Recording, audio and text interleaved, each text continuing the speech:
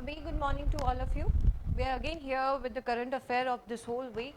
काफ़ी कुछ चला है, हर हफ्ते कुछ ना कुछ चलता रहता है देश भर में विदेश में. So let's see क्या है इस हफ्ते के खजाने में. China intervention in the Horn of Africa, the very first topic about the Belt and Road Initiative of China. क्या है ये China intervention क्या है और क्यों इतना न्यूज़ में है, क्यों इंडिया के लिए ये सारी belt and road initiative is a very question mark on the angle of security, वो हम सब डिटेल में समझेंगे.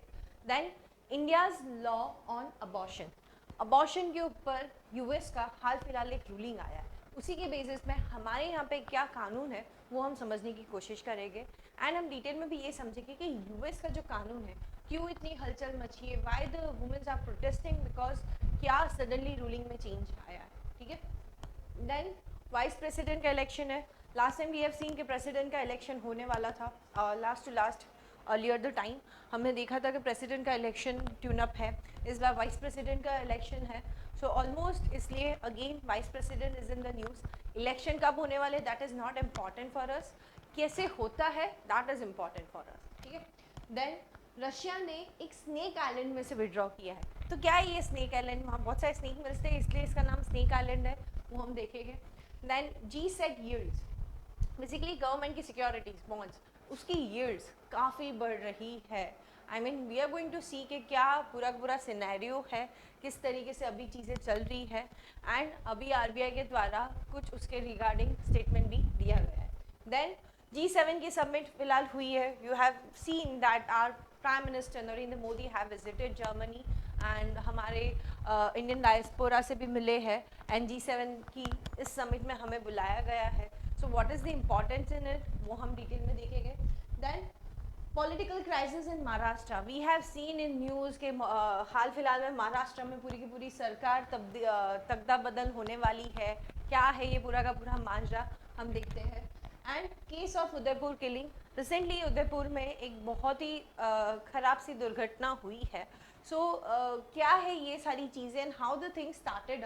It has connection with the earlier lecture which I have told you about the comment on the profit और remark जो दिया गया था उसी के बेस में किस तरीके से रिएक्शन आया है, उसका एक रिएक्शन ये भी है. So we will see what is it. And self help group, हाल फिलहाल में सेल्फ हेल्प ग्रुप के लिए भी सरकार ने कुछ बोला है तो इसलिए ये न्यूज़ में. So will understand what is self help group, क्या उनकी इम्पोर्टेंस है इन इंडियन सिनेरियो एंड क्या सेल्फ हेल्प ग्रुप का एस्पेक्ट है फॉर द फ्यूचर. ठीक है. So and the last prelim series जो हम देखेंगे कि क्या है प्रिलिम एस्पेक्ट के थोड़े बहुत topics that we are going to run. ठीक है. Now moving forward with the first topic that is China intervention on the Horn of Africa. ठीक है. चाइना का इंटरवेंशन हो रहा है on the Horn of Africa. We are going to understand that. Just a second. Now, over here, China का intervention on off Africa, ये क्यों title रखा गया है उसकी शुरुआत हम समझने की कोशिश करते हैं. पहले तो हम समझेंगे ये हॉर्न ऑफ अफ्रीका आया कहाँ पर है. ठीक है. तो पहले हम थोड़ा जोग्राफिकल एस्पेक्ट से इस टॉपिक को देख लेते हैं. So you might be seeing over here, this is what the eastern portion of Africa. ठीक है. ये पूरा का पूरा ईस्टर्न पोर्शन है अफ्रीका का. स्पेसिफिकली ये पोर्शन आप जो देख रहे हो ये दिखता है हॉर्न की तरह. अगर राइनोसोरस का हॉर्न देखा हो आप लोगों ने, राइनोसोरस जो हमारे यहाँ वन हॉर्न राइनो होते हैं उनका हॉर्न यूँ होता है, इसी तरीके से अफ्रीका का एक सब सेक्शन ऐसे हॉर्न की तरह निकला, इसलिए बोलते हैं उसको horn of Africa. Basically 4 countries है इन हॉर्न ऑफ अफ्रीका में. वन इज सोमालिया, आप देखो सोमालिया पूरा. एंड ये क्या है आपका, कोई लैंड कंट्री नहीं है, यह रेड सी है और यहाँ पे इंडियन ओशन है. ठीक है. So it is touching the water over here. ये पेनिनसुला जैसा है पूरा का पूरा आधा Somalia. Then you will be seeing over here that is Djibouti.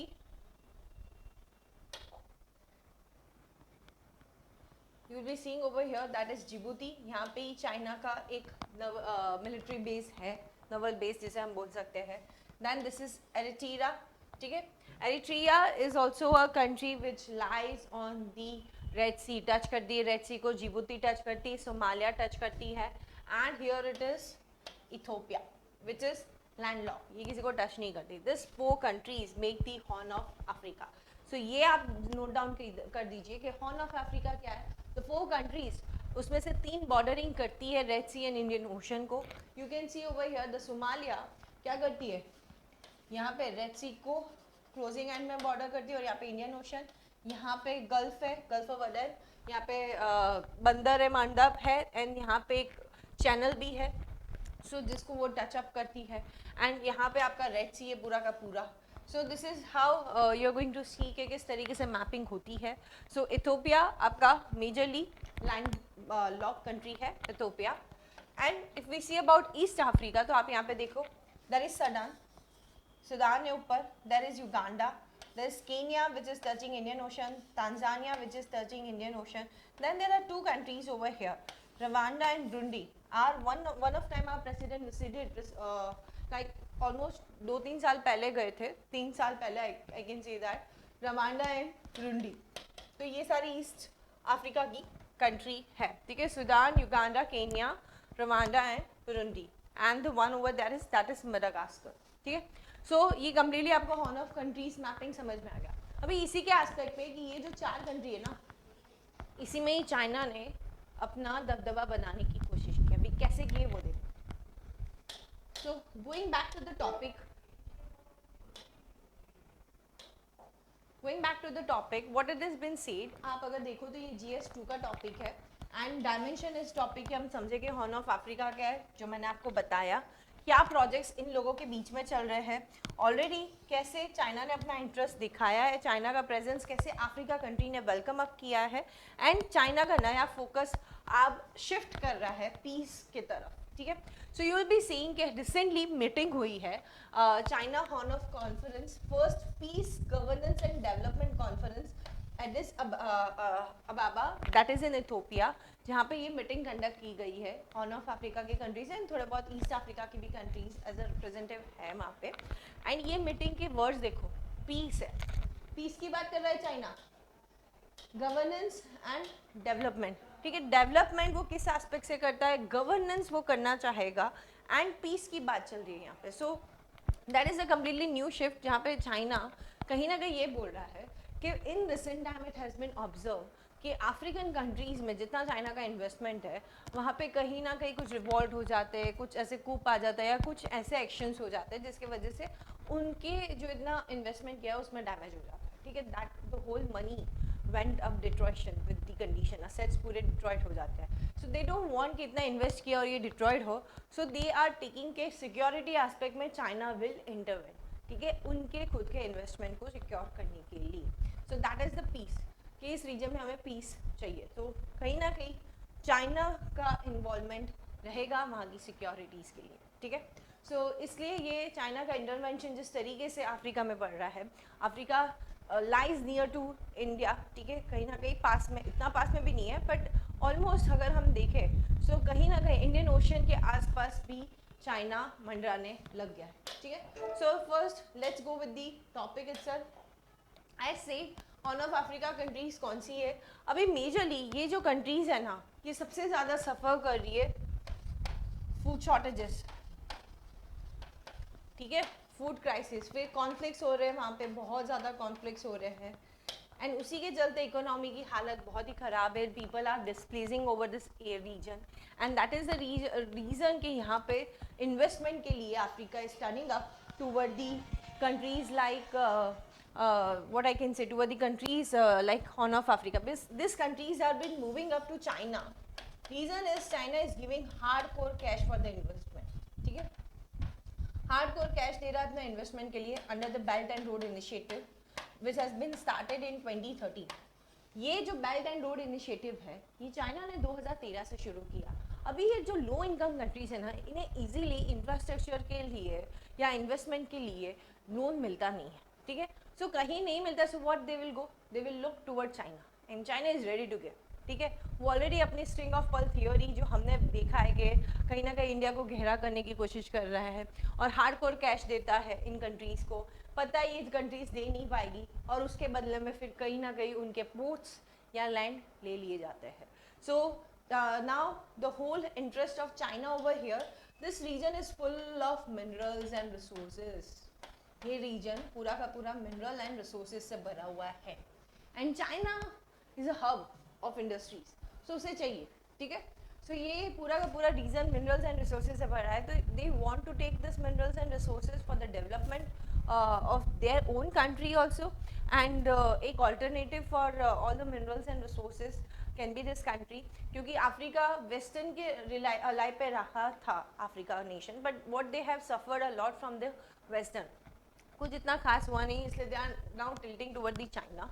But कहीं ना कहीं इफ़ वी कैन सी, तो कितने लोगों के द्वारा भी प्रोटेस्ट की है, बिकॉज चाइना काफ़ी रेशियल डिस्क्रिमिनेशन भी करता है इन दी एम्प्लॉयमेंट। वो बाहर से खुद के एम्प्लॉयमेंट्स को बुलाता है, वहाँ लोकल एम्प्लॉयमेंट्स नहीं मिल रहा। Compare to Indian investment, India जहाँ इन्वेस्ट करता है वो कम्युनिटी डेवलपमेंट के लिए इन्वेस्ट करता है, स्कूल्स बनाता है, हॉस्पिटल्स बनाता है, और वहाँ के लोकल लोगों को एम्प्लॉय करता है। So there is a two aspect, but या China is giving more hardcore cash toward the African nation, influence कर रहा है। Now the Horn of Africa, already Djibouti के अंदर एक naval base है, बात चल रही है कि एरिट्रा के अंदर भी दूसरा naval base अपना चाइना बनाना सकता है, military base over here. So कहीं ना कहीं China is coming in the Indian Ocean, and that's the reason why India has been participating in Quad.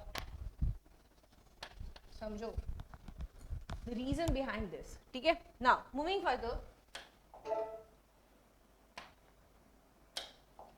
सी बात करते हैं पहले बेल्ट एंड रोड इनिशिएटिव की।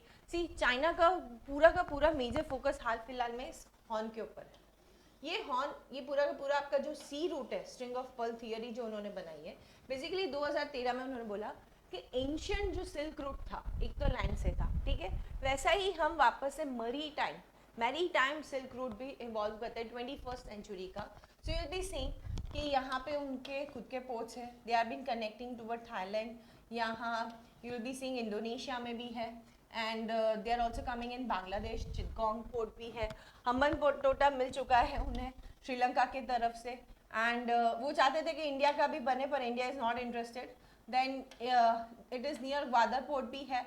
कहीं ना कहीं यू विल बी सीइंग कि चाइना की पर्ल ऑफ, ये हम बोलते हैं maritime silk route, but it is been believe by India कि ये स्ट्रिंग ऑफ पर्ल है, कहीं ना कहीं इंडिया को घेरने की कोशिश कर रहे हैं चाइना के द्वारा, ठीक है।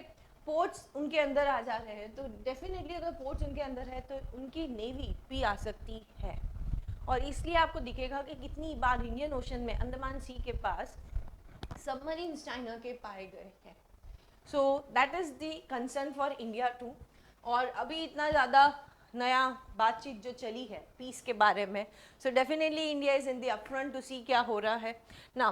बात करते हैं हाल फिलहाल में 17 ट्रिप है अफ्रीका की, चाइना के फॉरेन मिनिस्टर जो गए कि हम इन्वेस्टमेंट करेंगे, बहुत इन्वेस्टमेंट करेंगे। इनका ये कहना है कि हाँ, ये जो वर्ल्ड के अंदर पैंडेमिक हुआ है, स्पेसिफिकली अफ्रीका के लोग जो सफ़र करे इस pandemic, China is responsible for it, and we are responsible, so we are going to control this pandemic. So you'll be seeing कि चाइना ने बोला कि हम आपके वहाँ पे पैंडेमिक को कंट्रोल करेंगे। दूसरा, हम एक फॉरम बनाएंगे, that is China Africa cooperation outcome. ये फॉरम है, ये फॉरम क्या करता है, infrastructural and societal development of the horn, ठीक है, मतलब ये हॉर्न ऑफ अफ्रीका है, वहाँ पे इंफ्रास्ट्रक्चर डेवलपमेंट होगा, सोसाइटल डेवलपमेंट होगा, that China is going to take with the cooperation of the Africa. That is the one. Second is the controlling the pandemic itself, and third is common interest with fighting the hegemonic politics. So what is happening over here? You'll be seeing democracy. नाम की democracy है Africa में, ठीक है, वहाँ पे एक बार party कोई बन जाती है ना, वो चाहता नहीं अपनी सीट छोड़ना वहाँ से। सो यू विल बी फाइंडिंग कि एक बार बन गए तो उनकी सीट छुट्टी नहीं है, बहुत सारी एक्टिविटीज़ हो जाती है, कूप भी दिखता है, मिलिट्री कूप या तख्ता बदली, पर वो जल्दी से जाते नहीं हैं। सो उनके अंडरस्टैंडिंग से चाइना सेइंग कि हम कॉमन इंटरेस्ट में काम करेंगे, ठीक है, जो सबका कॉमन इंटरेस्ट है वैसे हम काम करेंगे, पैंडेमिक भी कंट्रोल करने की कोशिश करेंगे, will be going to provide medicine, vaccine, all that is possible from the China, and एक फॉरम बनाएंगे जहाँ पे चाइना विल इन्वेस्ट, ठीक है, on this Horn of Africa. तो ये 3 मेजर ऑब्जेक्टिव्स है जो इस मीटिंग में डिस्कस किए गए थे। Now you will be seeing, see China string of pearl जो मैरीटाइम सिल्क रूट है, so you will be finding एक तो श्रीलंका का हम्बनटोटा पोर्ट, ठीक है, यहाँ पे सबमरीन्स कितनी बार मिलती है, यहाँ पे चला गया, यहाँ से चला गया, म्यांमार में भी है, बांग्लादेश में भी है, पाकिस्तान का ग्वादर है, यहाँ पे जिबूती के अंदर भी है। सो कहीं ना कहीं इट इज़ बीन सीट के यहाँ पे मिल रहे हैं। देयर इज एन टॉक के एरिट्रिया के अंदर भी एक नवल बेस बनेगा। सो आप देखो पूरा का पूरा इंडिया घेर रहा है विद दिस। तो इसलिए इंडिया खुद अपनी नेवी कमांड को भी बढ़ाना चाहता है, इसलिए they are developing with so many frigates and corvettes and the missiles. क्यों न्यूक्लियर ट्राइड की बात कर रहे हैं इसलिए, ठीक है। नाउ टॉकिंग अबाउट दिस 2021 का फॉरम जो हुआ था, उसमें लास्ट टाइम जो हुआ था उसमें 4 रिजोल्यूशन अडॉप्ट किए थे।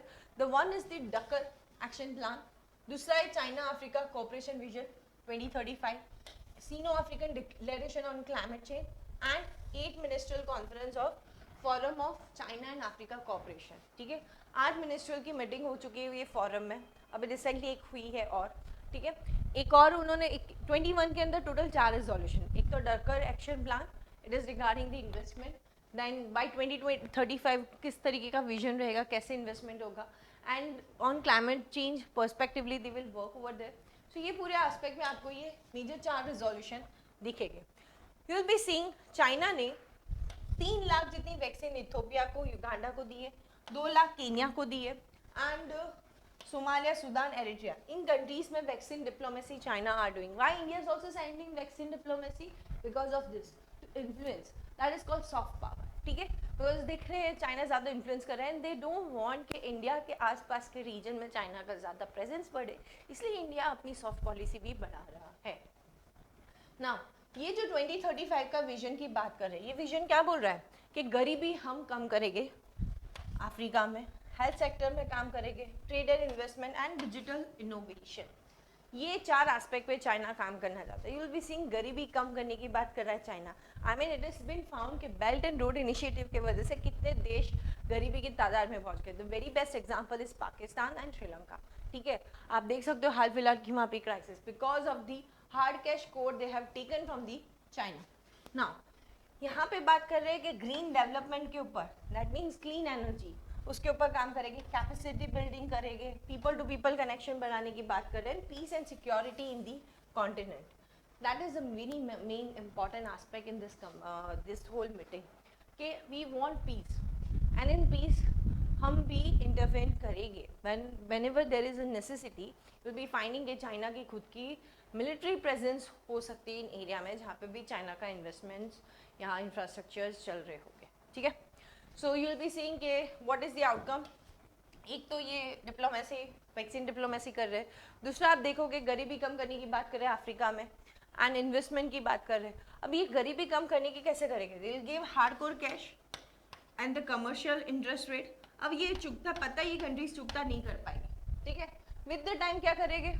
चुकता नहीं कर पाएगी तो बोलेंगे कि ठीक है, how the thing started with the China, you understand what they will do first कि we have lots of cash, आप हमारे दोस्त हो, हम आपको बहुत पैसे, आप देने की चिंता मत करो, आप लो, आप काम करो, ठीक है। विद टाइम अभी यू विल बी फाइंडिंग कि वो खुद इन्वेस्टमेंट कम कर रहे हैं, बहुत कम पैसे रिलीज कर रहे हैं, ठीक है।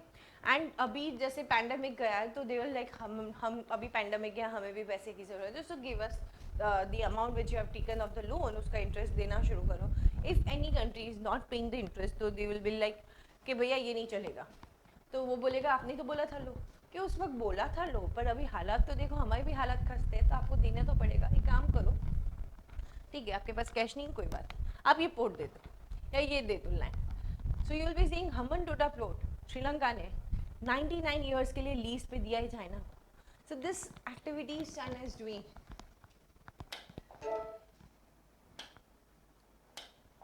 Now China primary interest intervention in the Horn of Africa, सबसे पहला उनका इंफ्रास्ट्रक्चर प्रोजेक्ट, चाइना का पूरा इंटरेस्ट है इंफ्रास्ट्रक्चर प्रोजेक्ट के अंदर। उन्होंने बोला कि हम अफ्रीकन यूनियन के लिए एक हेडक्वार्टर अदीस अबाबा में बनाएंगे, that is of $200 million which we are going to give. Then they are saying कि हम एक रेलवे लाइन बनाने वाले हैं जो लैंडलॉक कंट्री एरिट्रिया के पोर्ट से लेके Ethiopia, I have shown you Ethiopia, तो वहाँ पे कनेक्ट करेगी। Then Mombasa Nairobi rail link बनाने की बात जो ऑलरेडी स्टार्ट हो भी चुकी है, ठीक है। So you will be seeing that there is an talk कि यहाँ पे railway structure, port development, union headquarters और इंफ्रास्ट्रक्चर जहाँ पे हॉस्पिटल, रोड, स्कूल, स्टेडियम्स, ये सारे बनेंगे, hardware market for military.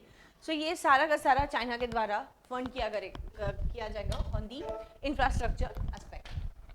Now second aspect जो बात चल रही है चाइना के इंटरेस्ट में, that is the financial aspect. See यहाँ पे क्या बोला कि we will also give financial assistance to the country who need it.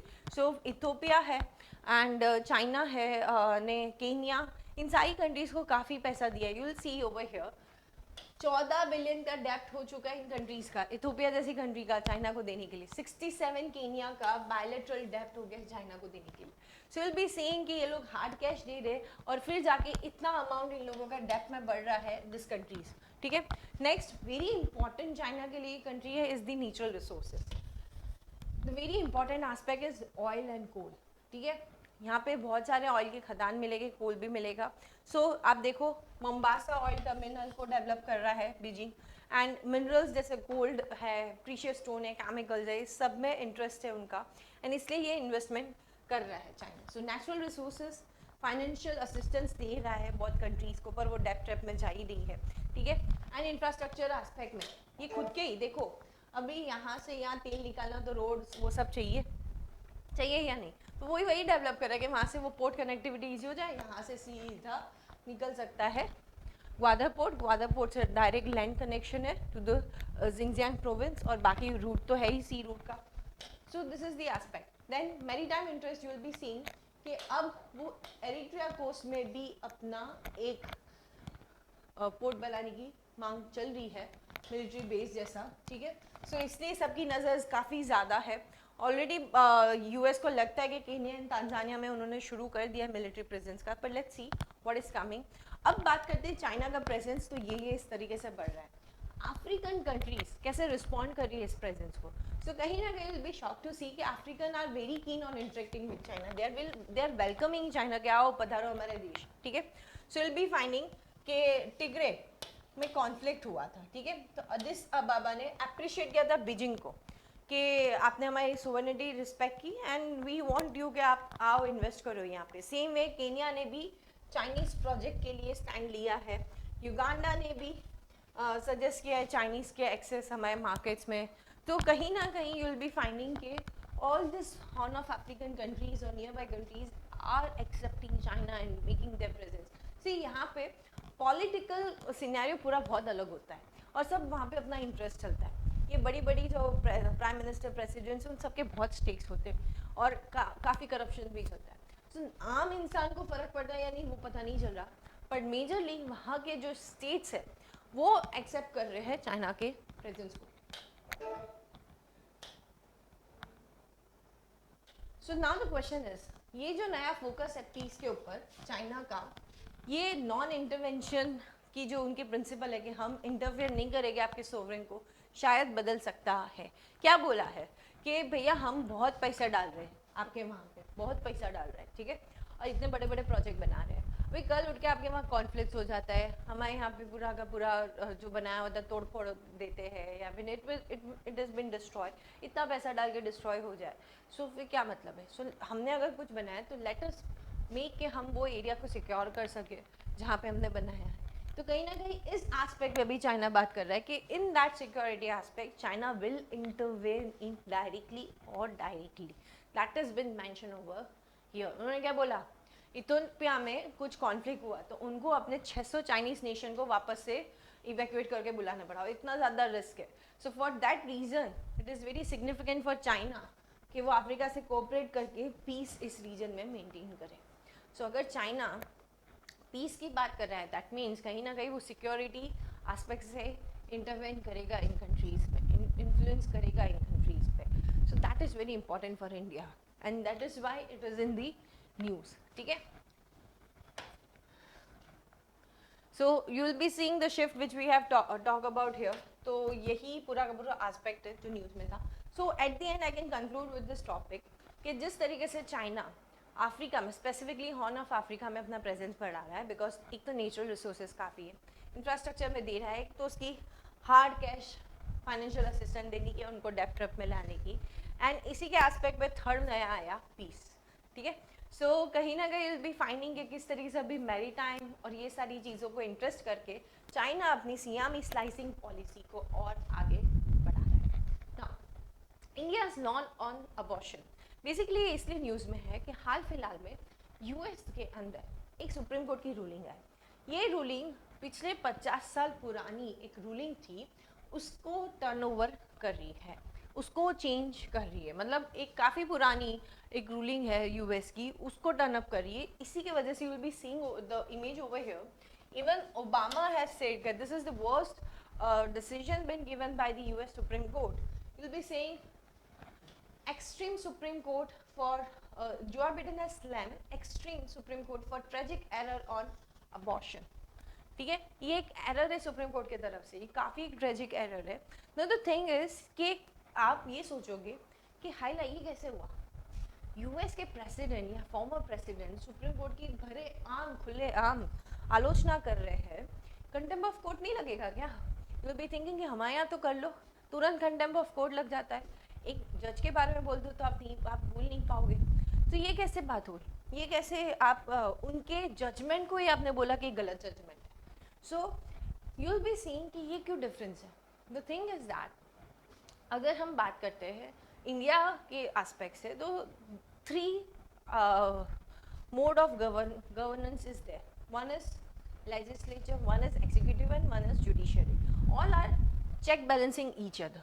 ठीक है, सब एक दूसरे को चेक बैलेंस करते हैं। Now if we talk about US, अगर हम यूएस की बात करें तो यूएस में जो लेजिस्लेचर है एंड जो एग्जीक्यूटिव है, दोनों एक दूसरे को रिलाई नहीं करते। जैसे हमारे यहाँ पे जो एग्जीक्यूटिव है वो आंसरेबल है किसको, लेजिस्लेटिव को, बट यूएस में ऐसा नहीं है। Executive is not answerable to legislative. ठीक है, एग्जीक्यूटिव के मेंबर लेजिस्लेटिव के हो ये भी ज़रूरत नहीं है। खुद प्रेसिडेंट अपने लोगों को एक कैबिनेट मिनिस्ट्री बना सकता है, खुद से ऑर्डर पास कर सकता है, सब कुछ कर सकता है, मोर पावरफुल। ठीक है, now the thing is that कि ये जो प्रेसिडेंट है ये इन्हीं के द्वारा वहाँ पे यूएस में सुप्रीम कोर्ट के जजेस को अपॉइंट किया जाता है। नाउ द लास्ट गवर्नमेंट जो ट्रम्प की थी वो बहुत कंजर्वेटिव थे। ठीक है, और उन्हीं के द्वारा अपॉइंटमेंट किए थे, तो कंजर्वेटिव जजेस को बिठाए गए हैं। अब यही कंजर्वेटिव जजेस है जिनके द्वारा ये वर्डिक आया। इंडिया में क्या होता है कि कोई जजमेंट होता है ना, तो एक बेंच के द्वारा, एक बेंच में 1 जना हो, 2 जना हो, 5 जने की बेंच हो, 7 जने की, 9 जने की, डिपेंड करता है केस टू केस।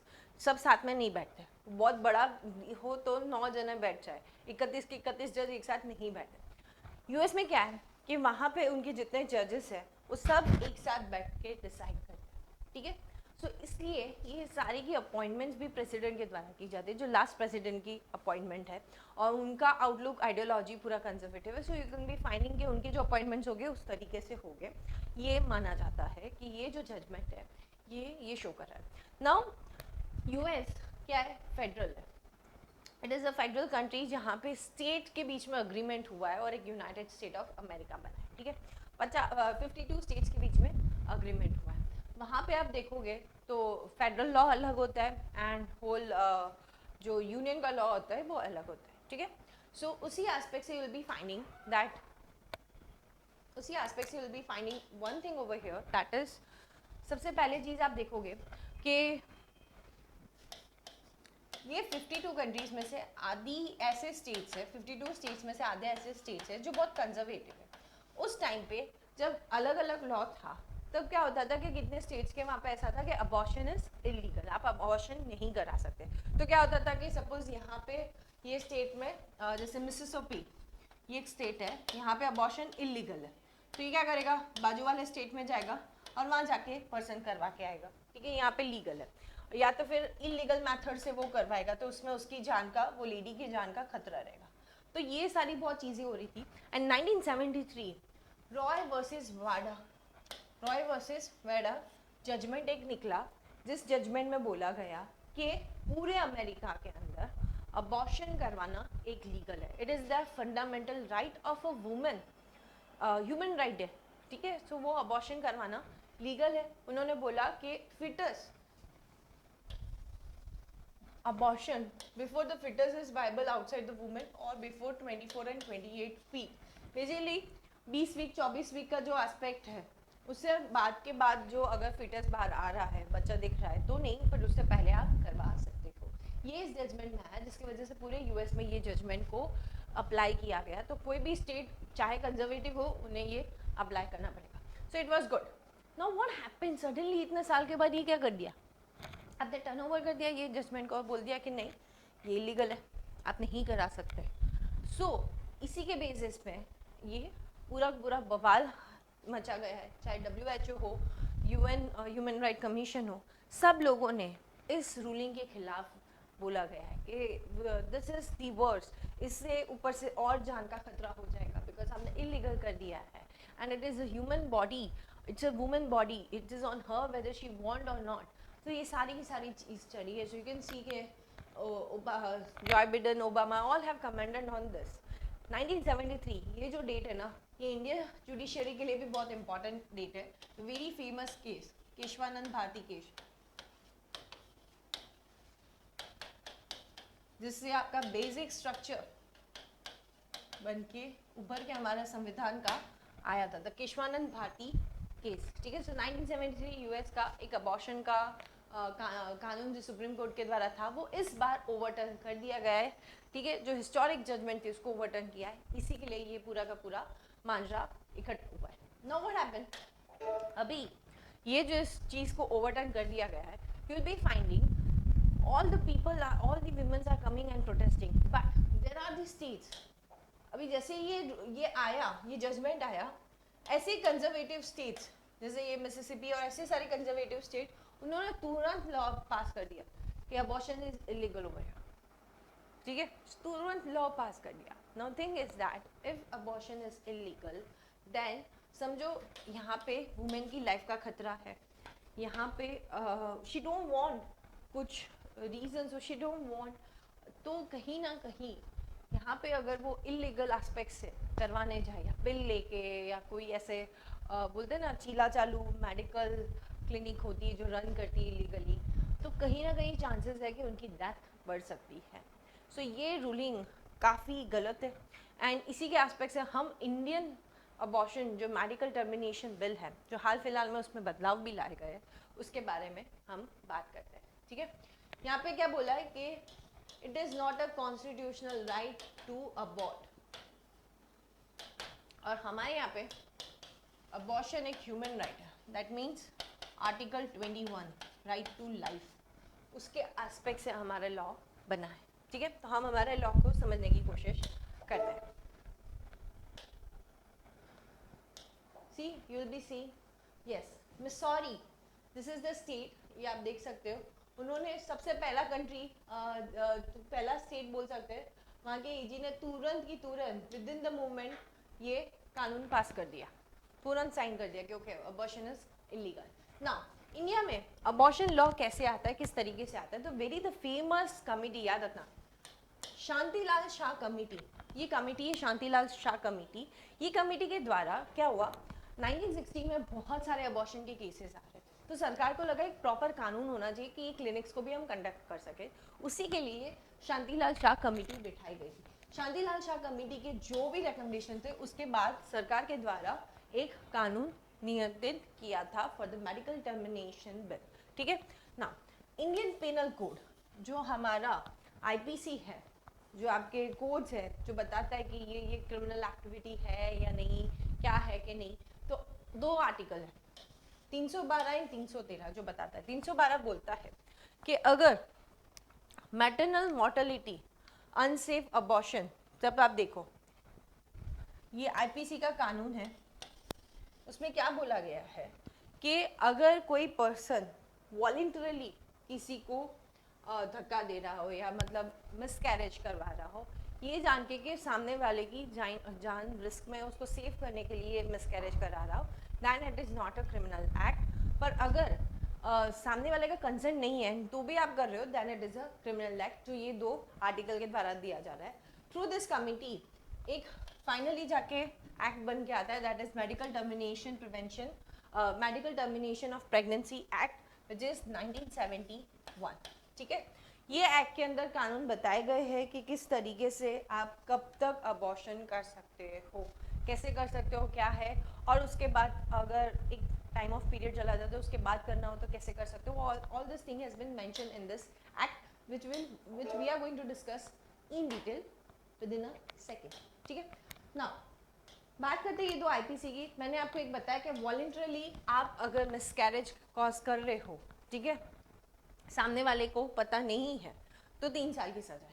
बट सामने वाले को पता है, आप अच्छी फेथ में कर रहे हो कि भैया उसकी जान जा सकती है, तो it is not a crime, वरना 3 साल की सज़ा है। 313 में क्या बोला है, मिस कैरेज करा पर कंसेंट नहीं लिया प्रेगनेंट में। देर आर द केसेस, जैसे व्हाट हैपन, अभी पता चल गया कि चलो लड़की है, ठीक है, सो फैमिली क्या करेगी, जाके ले जाएगी और बोलेगी अबॉर्शन कर दो, मिस कैरेज, जहाँ पे वो फीमेल का कंसेंट पूछा ही नहीं गया है कि whether she want to do और नॉट, उन केस के अंदर इसके अंदर आएगा सेक्शन 313 जो बोलता है ऐसी चीज़ के अंदर सज़ा 10 साल तक हो सकती है एंड फाइन, ठीक है।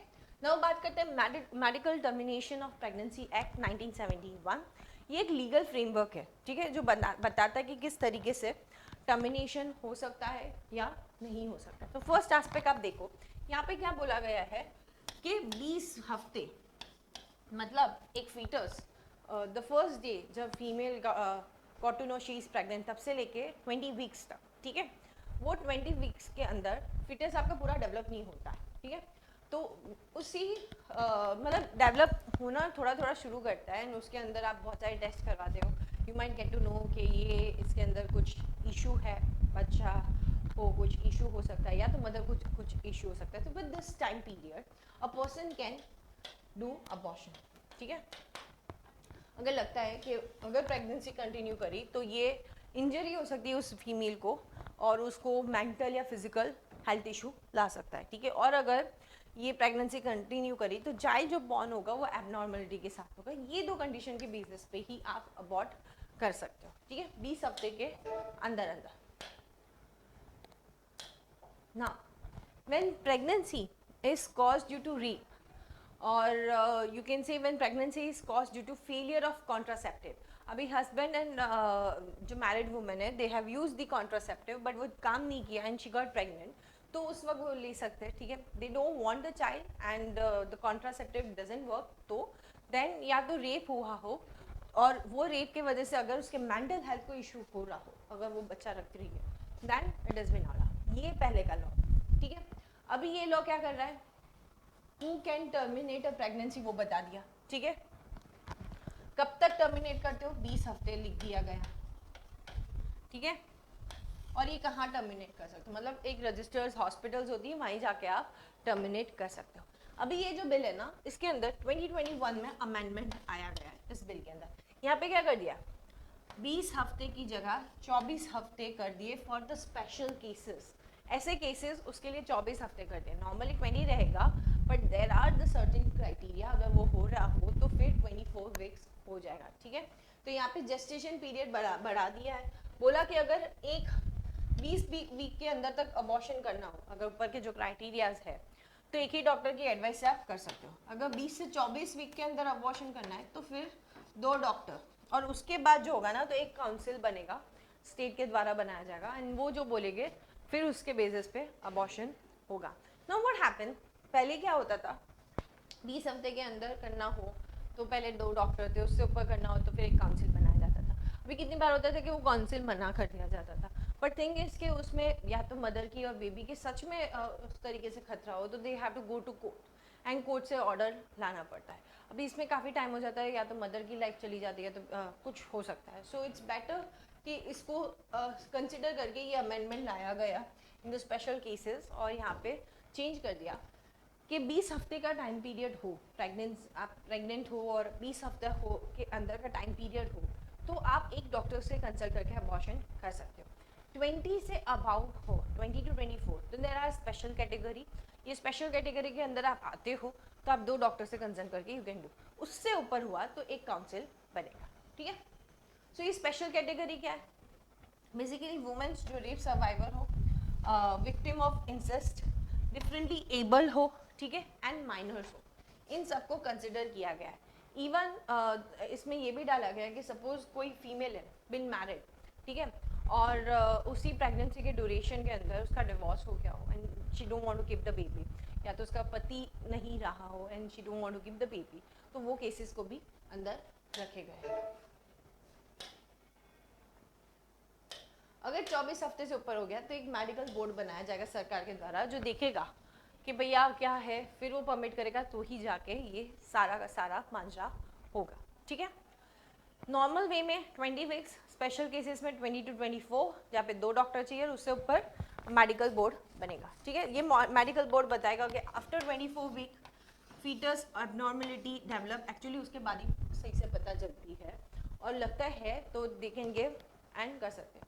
पर कितनों का ये मानना है कि ये सारा तरीका ये जो है ये बताता है कि आप डिसेबल पर्सन को एक्सेप्ट नहीं कर रहे हो अपनी लाइफ में, चाहे वो पर्सन डिसेबल हो, you are not accepting and this is the way कि आप इसे कर सकते हो, तो इसकी बढ़ोतरी कर रहा है। That is the issue many have raise, ठीक है।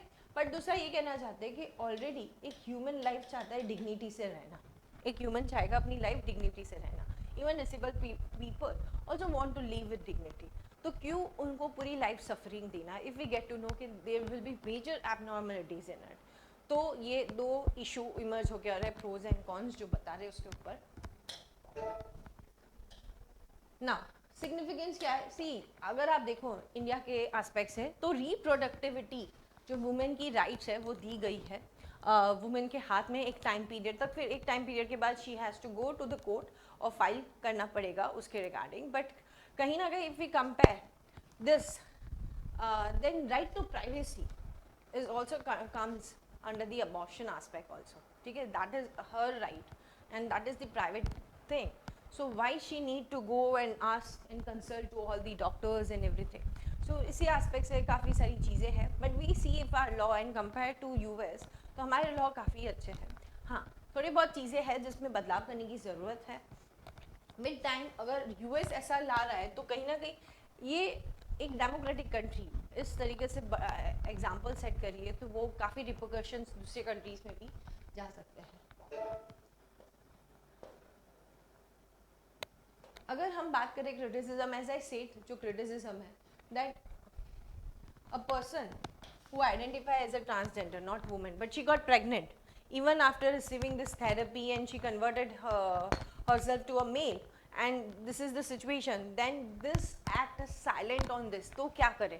और कितनी बार क्या होता है कि बोर्ड डिसीजन बहुत लेता है, तब तक तो मामला पूरा बिगड़ जाता है, ठीक है। ये सारे इश्यूज है कि बोर्ड के ऊपर रिलाई करो कब देगा and it is like choice of a pregnant woman whether she want to or not, so why state is interfering in the private aspect of a individual person, तो ये criticism है, ठीक है। नाउ द फेमस केसेस जिसके बारे में हम बात करते हैं, जुडिशियल इंटरवेंशन अबॉर्शन, एक तो है केस पुत्तस्वामी का केस जो बताता है राइट टू प्राइवेसी, ठीक है। आर्टिकल 21 के बारे में बात करता है right to life, right to, तो वो pregnant person whether she want to continue or not, Supreme Court has said that comes under Article 21, it's a right of a woman, ठीक है। Unconditional abortion in the country ऐसे law permit नहीं करते हैं और ये जो लैंडमार्क जजमेंट आया है इसको काफ़ी अहमियत देते हैं कि सी इफ़ अ पर्सन कोई ऐसा कुछ कंडीशन नहीं है, शी डोंट वांट इट, तो क्यों नहीं कर सकती है, ठीक है। तो ये जजमेंट आ जाता है right to privacy, right to, ठीक है। तो ये काफ़ी इंपॉर्टेंट जजमेंट है। दूसरा है फीटल एबनॉर्मलिटी, ठीक। एज आई से कितनी बार क्या होता है कि भैया जो कमेटी बनाई जाती है, जो काउंसिल बनाया जाता है मेडिकल बोर्ड, उन्होंने एप्लीकेशन रिजेक्ट कर दी है क्योंकि 24 हफ्ते ऊपर हो चुके, उन्हें लगता है नहीं कर सकते and all that, they have to go to Calcutta any high court approach over there, तो ये एक तो टाइम वेस्टिंग प्रोसेस है। तीसरा इसमें एक केस था कि 37 ईयर ओल्ड वुमेन, उन्होंने हाई कोर्ट को पकड़ा that she is 34 week pregnant and उनको मेडिकल अबॉर्शन करना है बिकॉज उनका फीटस में पाया गया कि फीटस के अंदर इनक्योरेबल स्पाइनल कंडीशन है, ऐसी कंडीशन जो क्योर नहीं कर सकती। Judgement allow for the further gestational in the country so far, तो अबॉर्शन अलाउ फिर फाइनली जाके, अगर वो पहले ही हो जाता तो माइट भी इतना कोर्ट केस और वो सब पेंडिंग करने की जरूरत नहीं, तो कहीं ना कहीं मेडिकल बोर्ड को जिस लिए बनाया गया है वो और डिले कर रही है चीज़ों को, दैट हैज बीन शोन, ठीक है। सो ये दो जजमेंट थे काफ़ी important, you can write down over there and हमारा लॉ हमने देखा किस तरीके से यूएस का क्या कॉन्ट्रावेन अभी चल रहा है। The question for you guys, please have a look.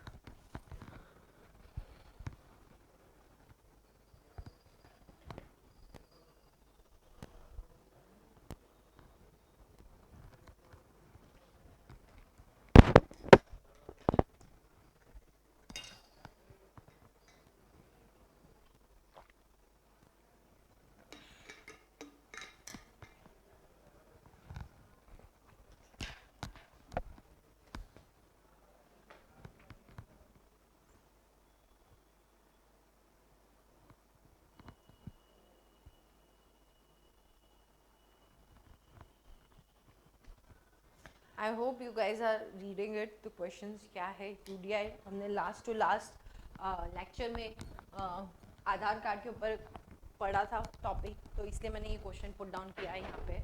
So have a look and comment section में आंसर डाल दीजिए अपने.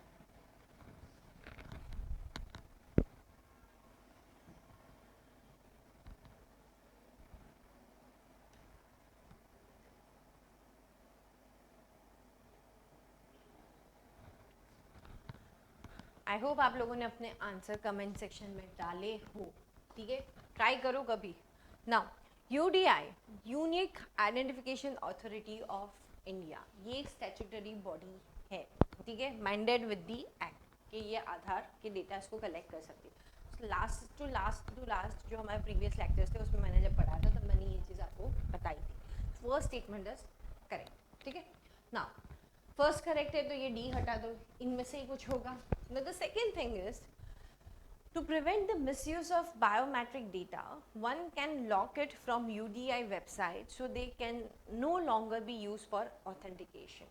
मतलब आपकी आइरिस स्कैन है, थंब प्रिंट है, वो सब आप लॉक कर दो, तो आप वेबसाइट पे जाके लॉक कर दो, तो ये ऑथेंटिकेशन के लिए कोई यूज़ नहीं कर सकेगा. ठीक है, तो कोई इसका गलत काम भी नहीं कर सकेगा. The statement is correct. ठीक है, now the third is virtual identity. You might have seen कि यूडीआई के द्वारा बोला जाता है कि आप आधार नंबर की जगह वर्चुअल आइडेंटिटी नंबर यूज़ करो. एक टाइम जनरेट होता है, you can use that number and can give it to anyone. Aadhaar number 12 digit का होता है. ठीक है, पर वर्चुअल आइडेंटिटी नंबर 16 डिजिट का होता है. so that is the catch over here.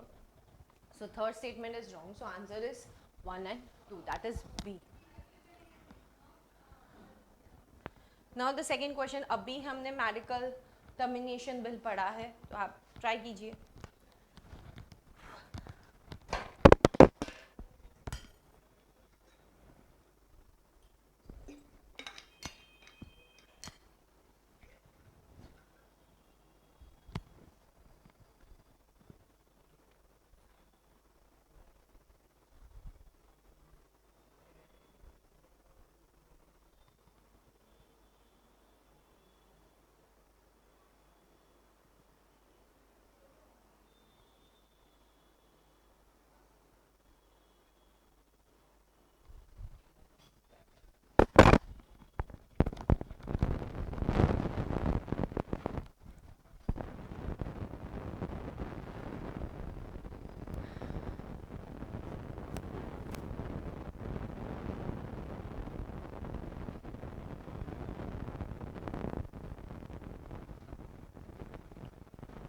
Medical abortion involves taking pill to end a pregnancy. That is very correct. अगर आपको प्रेगनेंसी एंड करनी है तो आप मेडिकल अबॉर्शन पिल ले सकते हो, तो वो चीज़ सही है. ठीक है, दूसरा है प्रोजेस्टेरॉन, एक हार्मोन है जो नेसेसरी है प्रेगनेंसी को कंटिन्यू रखना. करेक्ट, और ये जो पिल होती है ना, इसी हार्मोन को रिड्यूस कर देती है, जो जिसके वजह से प्रेगनेंसी कंटिन्यू नहीं होती और फिटस अंदर ही किल हो जाता है. ठीक है, so second statement is correct, first is also correct. Now World Health Organization guideline prohibit medical abortion at home. भैया पिल आप कहाँ लोगे? घर पे लोगे, बाहर लोगे, कहाँ लोगे? घर पे ही लोगे, राइट? तो घर पे कैसे नहीं कर सकते? सो ये गलत है. सो answer is a. You can सी सबसे पहले इट इज बिन पिल्स घर पे ही लेते हैं, या तो दूसरा है कि आप कहीं और क्लिनिक विनिक जाओ पर घर पे लेते हैं. पिल जो है ड्रग माइफेस्टोन, जिसको RU486 भी बोला जाता है, या मिसोप्रोक्सोल, जो प्रेगनेंसी को एंड कर देता है. रेदर देन आपको सर्जरिकल प्रोसेस करने की जगह एक पिल लो, वो ये जो हार्मोन इसको ही रिड्यूस कर देगा, जिससे प्रेगनेंसी कंटिन्यू होती है and all thing is sorted. तो rather than going in the clinic and वहाँ जाके सर्जिकल प्रोसेस करके फिटस निकालना, इससे चाहिए काफ़ी अच्छा ऑप्शन है. तो it is bin allowed, WHO के द्वारा भी अलाउड किया है कि 12 हफ्ते हो तो आप घर में कर लो, उससे ज़्यादा हो तो आपको मेडिकल ऑफिस जाना पड़ेगा according to WHO. And FDA के द्वारा बोला गया है कि अबॉर्शन 10 हफ्ते तक जो हो तो ये पिल ले सकते हो, उसके बाद नहीं. ठीक है ना. वाइस प्रेसिडेंट की बात करते हैं. 16वें वाइस प्रेसिडेंट जो हमारे बनने वाले हैं विद द एंड अगस्त 6 में वाइस प्रेसिडेंट का इलेक्शन है. And Venkaiah Naidu will and the term, उनका जो टर्म है वो एंड होगा 10 अगस्त को, ठीक है। So will be seeing the picture over here, ये सारे के सारे हमारे वाइस प्रेसिडेंट है, you can see Sarvepalli Radhakrishna ji है। So all this are previous जो हमारे फॉर्मर वाइस प्रेसिडेंट्स है, आप वो बोल सकते हो, जिन्होंने ये कॉन्स्टिट्यूशनल पोस्ट को संभाला है।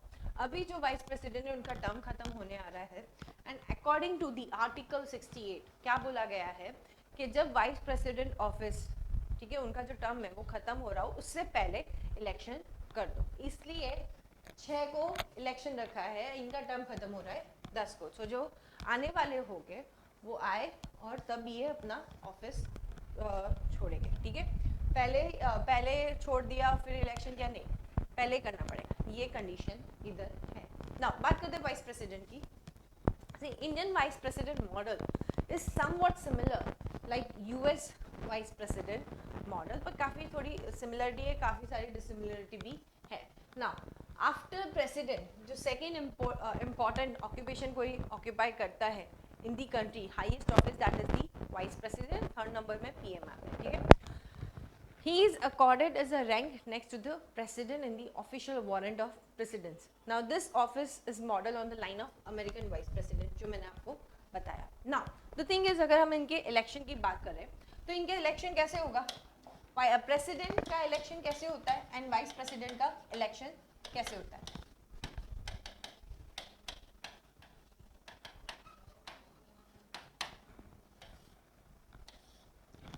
प्रेसिडेंट का इलेक्शन सबसे पहली चीज़ कौन से मोड से इलेक्शन होता है, तो पहले तो कौन कंडक्ट करता है, तो दोनों का इलेक्शन कौन कंडक्ट करता है, इलेक्शन कमीशन ऑफ इंडिया, ठीक है ना।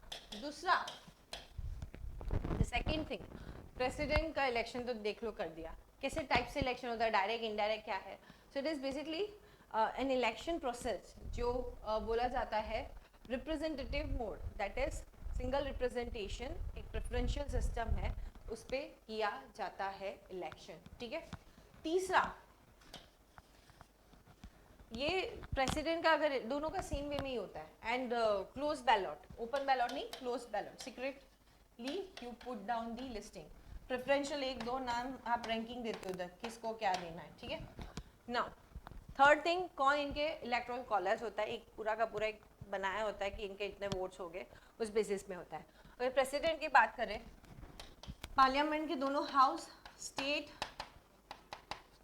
ठीक है, और यूटीज जिनकी काउंसिल्स हो, मतलब लेजिस्लेचर हो in short.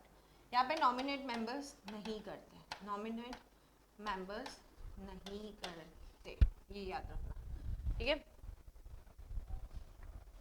Then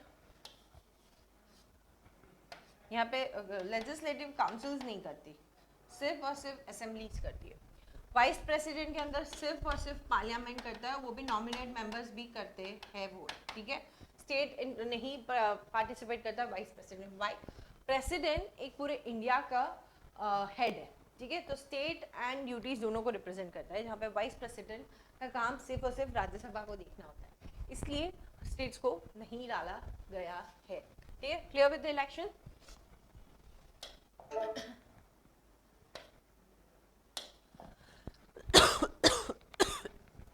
sorry, qualification की अगर मैं बात करूं तो वाइस प्रेसिडेंट की क्वालिफिकेशन क्या है, सबसे पहले सिटीजन होने चाहिए, दूसरा 35 ईयर एज कंप्लीट होनी चाहिए, तीसरा एलिजिबल होने चाहिए, उनकी क्वालिफिकेशन क्वालिफाई होनी चाहिए राज्यसभा के मेंबर की, एंड मोस्ट इम्पॉर्टेंटली कोई भी ऑफिस ऑफ प्रॉफिट हेल्ड नहीं करने चाहिए, ठीक है।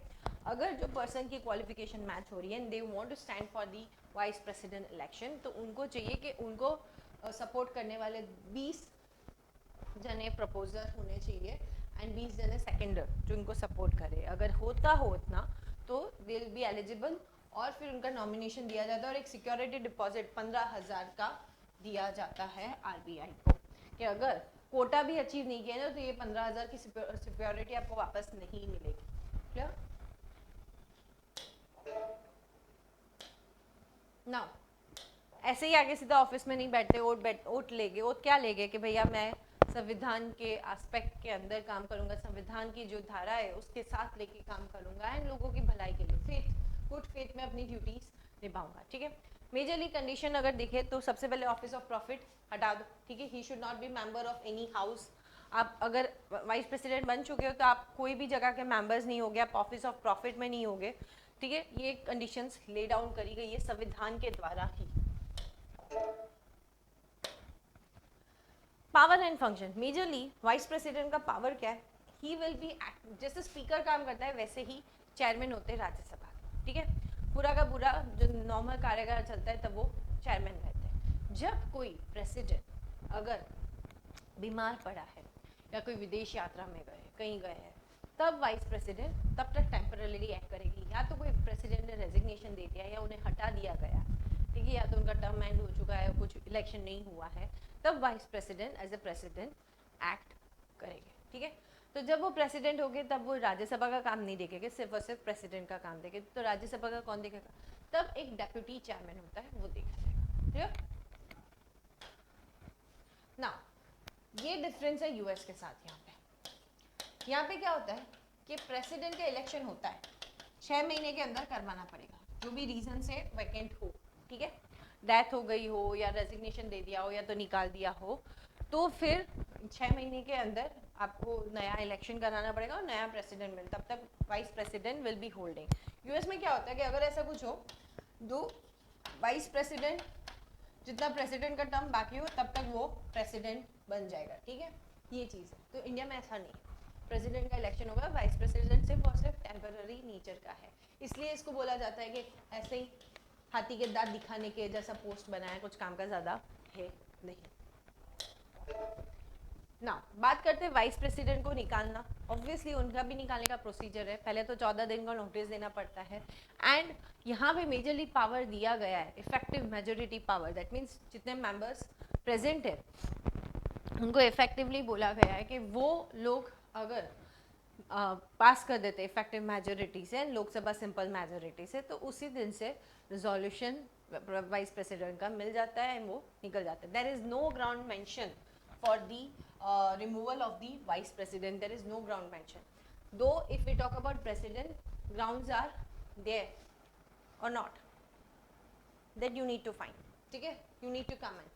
But if I ask about vice president, there is no ground mention for the removal of the vice president, clear? और अभी तक कोई हटाया नहीं गया, so that is still vice president. election आ रहा है, इसलिए उनके बारे में पॉलिटी एस्पेक्ट से कैसे क्वेश्चंस बन सकते हैं। नाउ बात करते हैं Russia, withdrawal from the snake island. अभी ये जो स्नेक आइलैंड है ना, वहाँ पे बहुत सारे स्नेक नहीं मिलते, तो ये मत सोचो कि इसका नाम इसलिए दिया गया है, नो, इसलिए नहीं दिया गया है ना। ये जो स्नेक आइलैंड है, you will be see this is that island, जो छोटू सा आइलैंड है, शुरू होने से पहले ही खत्म हो जाता है, इसी के लिए दोनों लड़े हुए थे, ठीक है। ये स्नेक आइलैंड आपका यहाँ आता है ब्लैक सी के अंदर, near to Romania and Ukraine, clear. अब ये जो आइलैंड है, ये बेसिकली शेप उसका बोलते हैं कि स्नेक जैसा शेप है, इसलिए नाम रखा गया है। ये एक्स मार्क भी बनाता है, और इसलिए क्यों इम्पॉर्टेंट है वो हम धीरे धीरे समझेंगे snake island. But geographical aspect से आपको बता रही हूँ कि ये बेसिकली आउटपोस्ट आइलैंड है। आउटपोस्ट मतलब पानी में से निकलता हुआ इतना सा लैंड जो इतना सा हो, दैट्स इट, कोई यहाँ रहता नहीं है। अब इस आइलैंड के ऊपर काफ़ी बवाल मचा हुआ था। बेसिकली व्हाट हैपेंड, जब वॉर ब्रोक आउट हुआ, सो कहीं ना कहीं यू विल बी सीइंग कि Russia already has annex the Crimea, और ब्लैक सी को यहाँ पे उन्होंने कंट्रोल कर दिया। ये जो कैरेट स्ट्रेट है उन्हें भी कंट्रोल कर दिया गया, ठीक है। नाउ ये जो आपका डोनाबास रीजन है, यहाँ पे तो वो ऑलरेडी हाईली एक्टिवेट है। अब ये स्नेक आइलैंड के ऊपर उन्होंने अपनी 2 मेजर वॉरशिप भेजी गई थी to control, to have the access और control of the snake island. अगर ये होता तो क्या होता, easy access to Mediterranean Sea, Black Sea में पूरा का पूरा कंट्रोल आ जाता रशिया का, एंड बफर जो ब्लैक सी है आज नाटो और रशिया के बीच में, वो भी चला जाता है। कहीं ना कहीं बहुत ज़्यादा इंपॉर्टेंस है ये स्नेक आइलैंड का, वाई वो हम समझते हैं धीरे धीरे, we are seeing. So first thing Black Sea के अंदर है।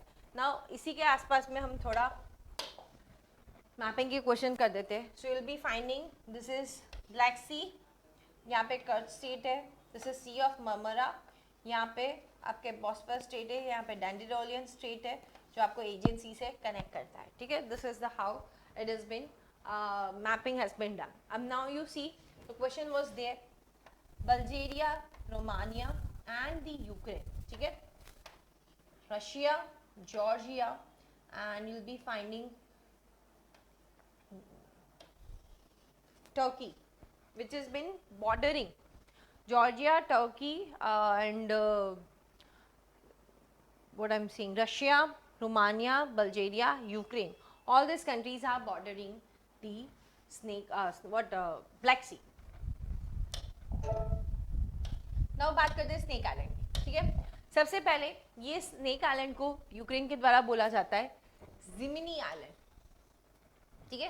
यहाँ पे एक्स शेप है. ये island basically 700 metre from end to end सिर्फ और सिर्फ रॉक है. इधर 0.5 किलोमीटर जितना कुछ इसका डिस्टेंस है, ठीक है. अभी आपका जो ये ब्लैक सी है, I going back again to the map which we have seen earlier. See यहाँ पे ओडिशा पोर्ट है, उससे ये 35 किलोमीटर की दूरी पे, यहाँ से 200 किलोमीटर की दूरी पे या रोमानिया का कुछ यहाँ पे पास पड़ता है, ऐसा कुछ है. सो काफ़ी सारा ट्रेड वॉल्यूम यूक्रेन का यहाँ से जाता है. इसे काफ़ी इंपॉर्टेंट है ये कि अगर रशिया यहाँ पे कब्जा कर लेता है तो पूरा का पूरा यूक्रेन ब्लैक सी से कैसे फिर जाएगा, ये एक था, ठीक है. और अगर यहाँ पे हो जाता है रशिया का कब्जा तो इजीली अटैक करता था यूक्रेन की पूरी कोस्टल बॉर्डर पे. दैट वाज द थिंग, ठीक है. नाउ इसकी भी एक हिस्ट्री है स्नेक आइलैंड की. ये जो स्नेक आइलैंड आप देख रहे हो ये था पार्ट पहले रोमानिया का, ठीक है. फिर जब यूएसएसआर बना तब ये सब कुछ उसके अंदर ये पूरा का पूरा आ जाता था. एंड जब यूएसएसआर टूटा तब क्या हो गया कि रोमानिया यूक्रेन के बीच में इसके लिए लड़ाई छिड़ चुकी थी कि भैया चाहिए, हम दोनों को चाहिए. So UN clause, United Nation convention on law of sea, उनके द्वारा जो बोला गया था कि ये अगर कॉन्टिनेंटल शेल्फ इसका देखते हैं तो 85% जितना हिस्सा इसका जाएगा रोमानिया को, rest will be going to the Ukraine. And इस तरीके से मैनेज होगा, ठीक है. और अभी इस तरीके का होल्ड है. नाउ व्हाट हैपन, आप दो शिप मोस्कवा और एक और वॉर्शा, ये दोनों शिप भेजी गई थी. उसमें से मोस्कवा आपने रिसेंटली अगर पिछले लेक्चर्स देखे हो तो आपने देखा होगा वो हिट डाउन हो चुकी है, ठीक है. यूक्रेन ने उसको हटा दिया कम्प्लीटली. तो इसी के वजह से it is bin said, Russia का ये कहना है कि हम ये इसलिए जगह जा रहे हैं यहाँ से कि सबसे पहले कि पूरे वर्ल्ड में फूड क्राइसिस काफ़ी हो रहा है. So we don't want this, and इसलिए हम वैकेट कर रहे हैं कि यहाँ से फूड सप्लाई यूक्रेन वो सब कर सके और फूड क्राइसिस वर्ल्ड में कम हो जाए, ये उनका मानना है, ठीक है. तो यूक्रेन का कहना है और वेस्ट एशियन जो वेस्टर्न है उनका कहना है कि भैया आपने पहले से काफ़ी जगह पे 4 महीने से कंट्रोल करके रखा है, तब तो आपको लगा नहीं, आप ऐसे ही बोल रहे हो, ऐसा कुछ नहीं है. यूक्रेन को काफ़ी सारी मिसाइल्स और वो सब दिए गए थे इन कंट्रीज वेस्टर्न कंट्रीज के द्वारा, जिन्होंने इनकी एक बड़ी शिप को तो हटा ही दिया, ठीक है. यहाँ पे कोई भी अपना मिलिट्री नहीं रख सकता. इधर जो रडार वडार था वो सब कुछ डिस्ट्रॉय अप कर दिया गया है. इवन यूक्रेन के एक सोल्जर थे जिन्होंने बोला था कि हम ये स्नेक आइलैंड को जाने नहीं देंगे. एंड काफ़ी ट्रेंड हुआ था, पोस्टल भी निकाल दिया था यूक्रेन ने उस सोल्जर के साथ इस आइलैंड के ऊपर, इसलिए ये आइलैंड काफ़ी न्यूज़ में था. सो अभी फाइनली विड्रॉ कर रहा है. इट इज़ सेड कि यूक्रेनियन की एक जीत है, क्योंकि इससे क्या होगा कि जो ब्लैक सी का पूरा कंट्रोल आ जाता वो चला जाएगा, ठीक है. नाउ बात करते हैं आगे.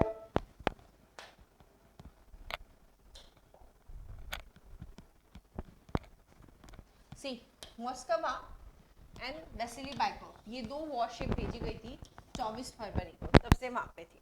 और वहाँ पे उन्होंने अपने ट्रूप्स लैंड किए गए थे और ऑक्यूपाई करा था. काफ़ी अटैक सब कुछ चला था. दे हैव लॉस्ट एवरीथिंग, अपना रडार वडार सब कुछ, ऐसा यूक्रेन बोल रहा है. एंड इसलिए ये लोग लीव कर रहे हैं, ठीक है. ऑन दी अर्ली अप्रैल 24 अप्रैल के आसपास ही ये शिप को भी अटैक कर दिया गया. Now you will be seeing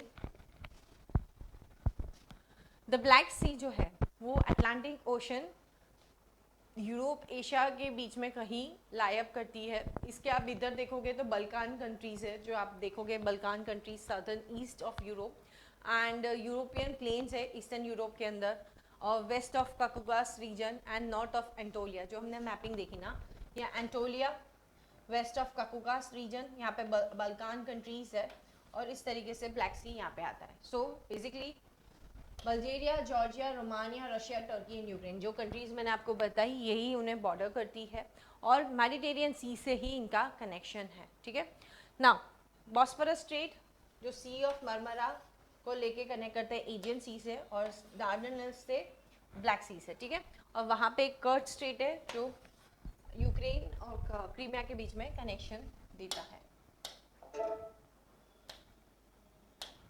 So this is the mapping which we have seen. You can see Aegean Sea, यहाँ पे Bosphorus State, Dandelion State, this is Kerch Strait, Sea of Azov. You can see ये Crimea है, ये पूरा Sevastopol, Yalta, और यहाँ पे ये आपका स्नेक आइलैंड है, ऑलमोस्ट 35 किलोमीटर दूर है।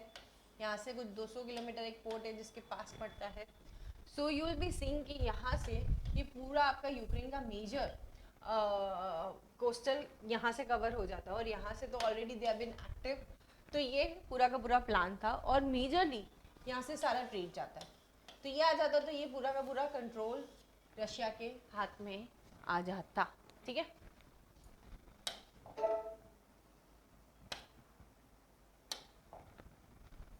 ना Russia and Black Sea, already Ukraine north में है ही, एंड रशिया और जॉर्जिया इस तरीके से है। कहीं ना कहीं इसी के ऊपर पूरी की पूरी रशिया की स्ट्रैटेजी है कि पूरा का पूरा ब्लैक सी कंट्रोल में आ जाए, एंड इसलिए दोनों स्टेप अप कर रहे थे। कहीं ना कहीं ब्लैक सी एक बफर जोन है बिटवीन दी नाटोज एंड रशिया, ये बफर जोन का काम करता है, और अगर ये कंट्रोल में आ जाता तो स्ट्रेटेजिकली रशिया बहुत ही इंपॉर्टेंट हो जाता, और इम्पॉर्टेंटली वो अपनी supply in European countries, Italy, उन सबको भी भिजवा सकता था। ठीक है, डोमिनेशन बढ़ जाता और एक इकोनॉमिक गेटवे भी खुल जाता। So you can see this is Danube Delta, the very longest river you can see of the Europe. यहाँ पे पोर्ट ऑफ ओडिशा से ये दूर है, यहाँ ही आपका स्नेक आइलैंड। ठीक है, this is the snake island. अगर आप देखो इतना सा आइलैंड है, इसी के लिए बवाल मचा हुआ था। सो अभी रशिया छोड़ के चला गया।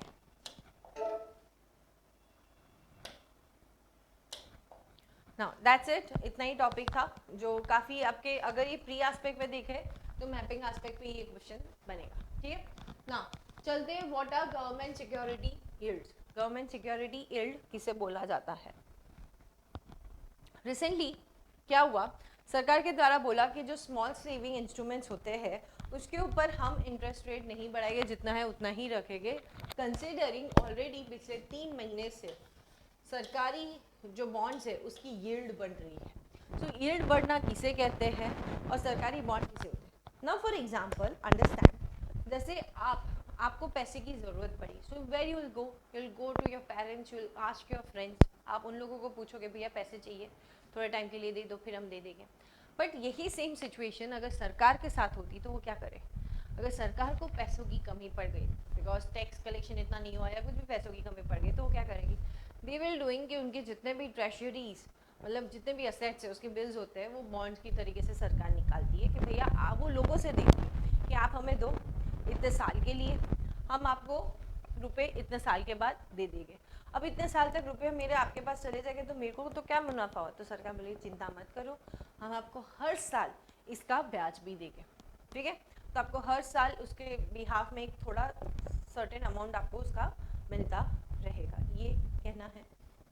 थिंग इज अभी क्या होता है कि चलो फॉर एग्जांपल सरकार ने बोला हम 2 साल के लिए दे रहे हैं, लोन आपसे ले रहे हैं, आपको हम बॉन्ड दे रहे हैं, ये बॉन्ड के अंदर फेस वैल्यू लिखा गया है, सपोज 100 रुपये का बॉन्ड है, और बोला कि 2 साल के बाद आपको मतलब हर साल 5%, तो टोटल 10%, तो 2 साल के बाद आपको मिलेगा 10%। ठीक है, सो ऐड होगा तो आपको 110 रुपये हम 2 साल के बाद दे देंगे। Maturity with principal with the interest जो हर साल मिलेगा वो आपको इस तरीके से मिल जाएगा। सो ये पूरा का पूरा बॉन्ड का मान रहा होता है गवर्नमेंट सिक्योरिटीज का। अब थिंग इज दैट कि जब सरकार मांग रही होती है, लोगों को इन्वेस्टमेंट के ऑप्शंस चाहिए होते हैं कि कहाँ हम पैसे डालें जो सिक्योर हो, सेफ हो, हमारे पैसे डूब ना जाए, हमें रिटर्न मिले।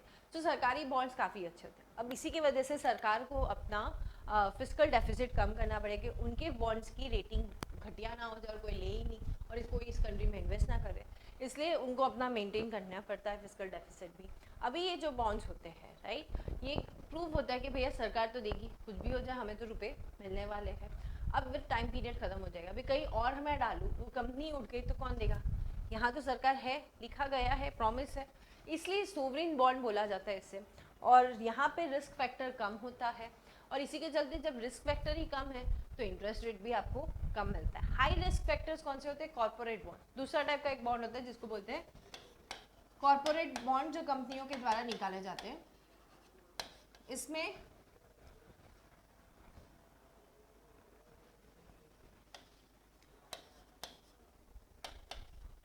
रिस्क फैक्टर होते हैं इसके अंदर भी कि first you will be seeing corporate bond के अंदर कि भैया हाई रिस्क होगा and high return.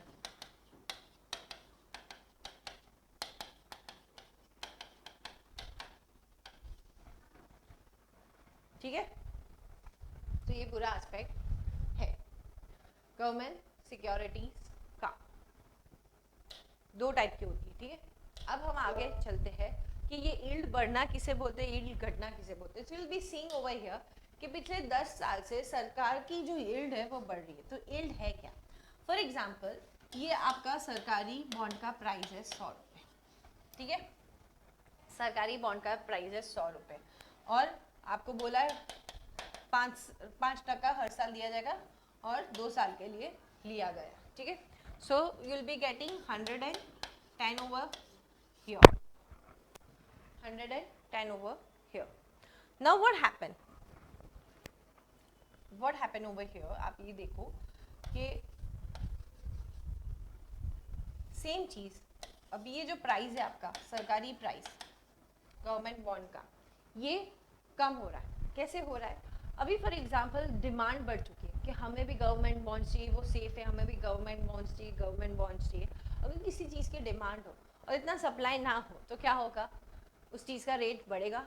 Same way ये जो है ये सेकेंडरी मार्केट में, नॉट प्राइमरी, ये मिलेगा तो सरकार के थ्रू से 100, पर इतना ही बॉन्ड निकाले थे सरकार के द्वारा। अब ये डिमांड बढ़ चुकी है और इतने है नहीं मार्केट में, मतलब सरकार के द्वारा दिए गए, तो क्या करेंगे? सेकेंडरी मार्केट से खरीदेंगे।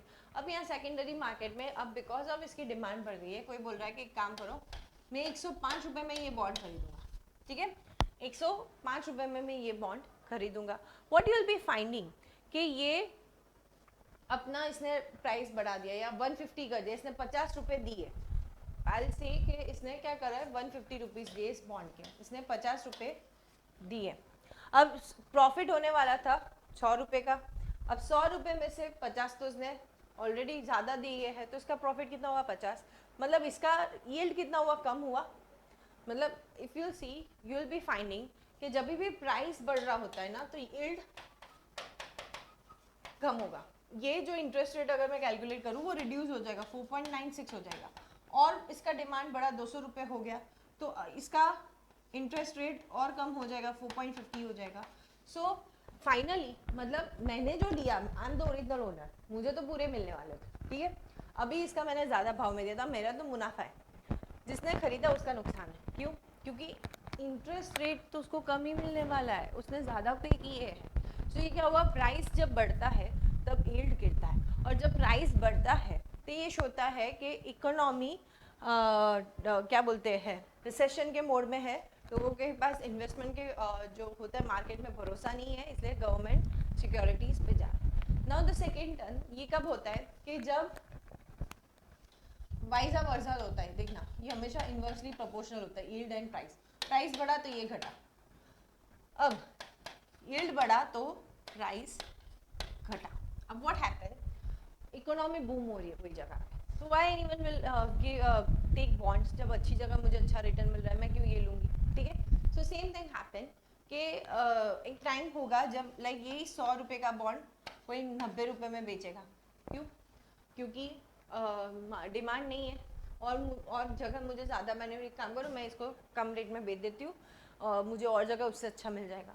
अभी जो पर्सन ने 90 रुपीज़ में ये बॉन्ड लिया, उसको तो इंटरेस्ट मिलेगा ही, ठीक है, और उसको तो इस वैल्यू के ऊपर इंटरेस्ट मिलेगा, तो इसका तो फ़ायदा ही फ़ायदा है भाई, इसको फ़ायदा हुआ कि नहीं, ठीक है। तो क्या होगा कि जब भी बॉन्ड प्राइस घटती है तब यील्ड बढ़ रही है, और बॉन्ड प्राइस घट रही है तो ये पता चलता है कि सरकारी बॉन्ड पे भरोसा नहीं रह रहा, और ये ट्रेंड चल रहा है।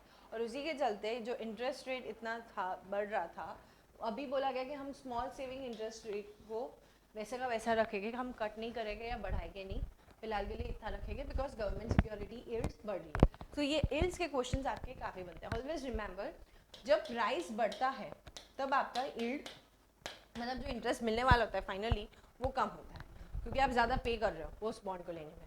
और जब आप सस्ते रेट में बॉन्ड ले रहे हो rather than the face value, कम सस्ते रेट में, तो आपको ज़्यादा इंटरेस्ट मिलेगा, तब यील्ड रेट बढ़ती है।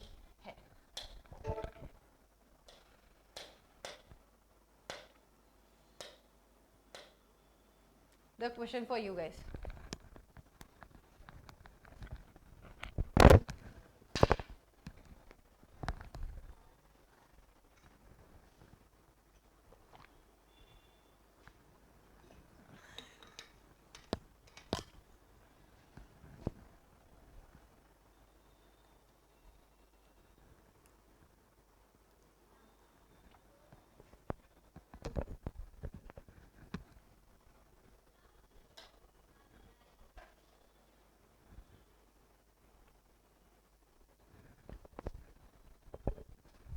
Which of this territory sometimes seen in news border of Mediterranean Sea, ठीक है। तो ये अगेन क्वेश्चन कैसे बनते हैं आपके, वो देखो, मेडिटेरियन सी की बात चल रही है यहाँ पे।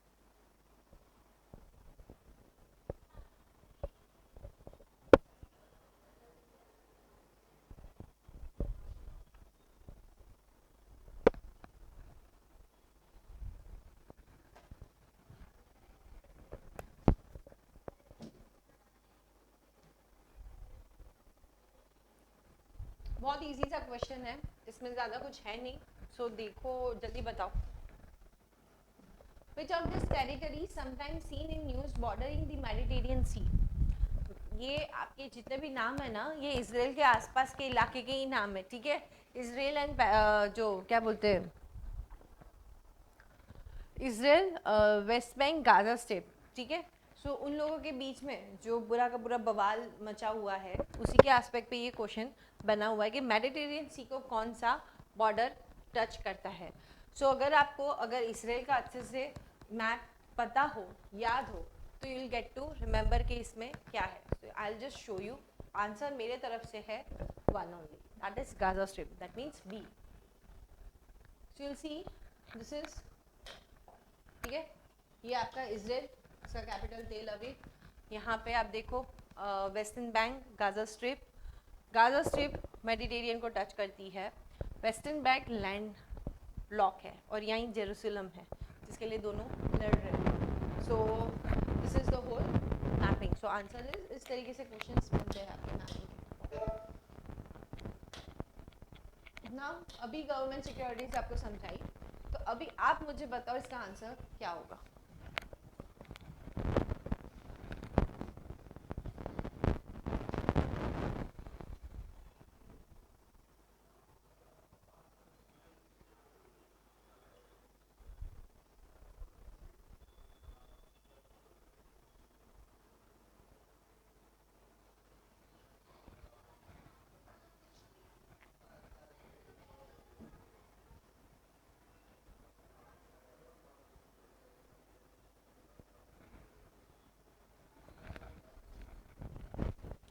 Consider the following statement regarding government securities. Government securities or government bonds are instruments that government use to borrow money. Government security yield indicates the broader trend of interest rate in the economy. Third is, if government security yields start going up, it means lending to the government is becoming easier. अभी ये सभी समझा है। पहले देखो क्या लिखा है कि हाँ ये बोरो करता है, सरकार इसके द्वारा बोरो करते पैसे, करेक्ट है, फर्स्ट इज करेक्ट, तो सभी में फर्स्ट है। Now the thing is government security yield indicate the broader trend of interest rate in the economy, correct. ये आपका बताता है कि इंटरेस्ट रेट किस तरीके से ज़्यादा है कम है, इसी के बेस में लोग बॉन्ड के ऊपर जाते हैं इन्वेस्ट करने।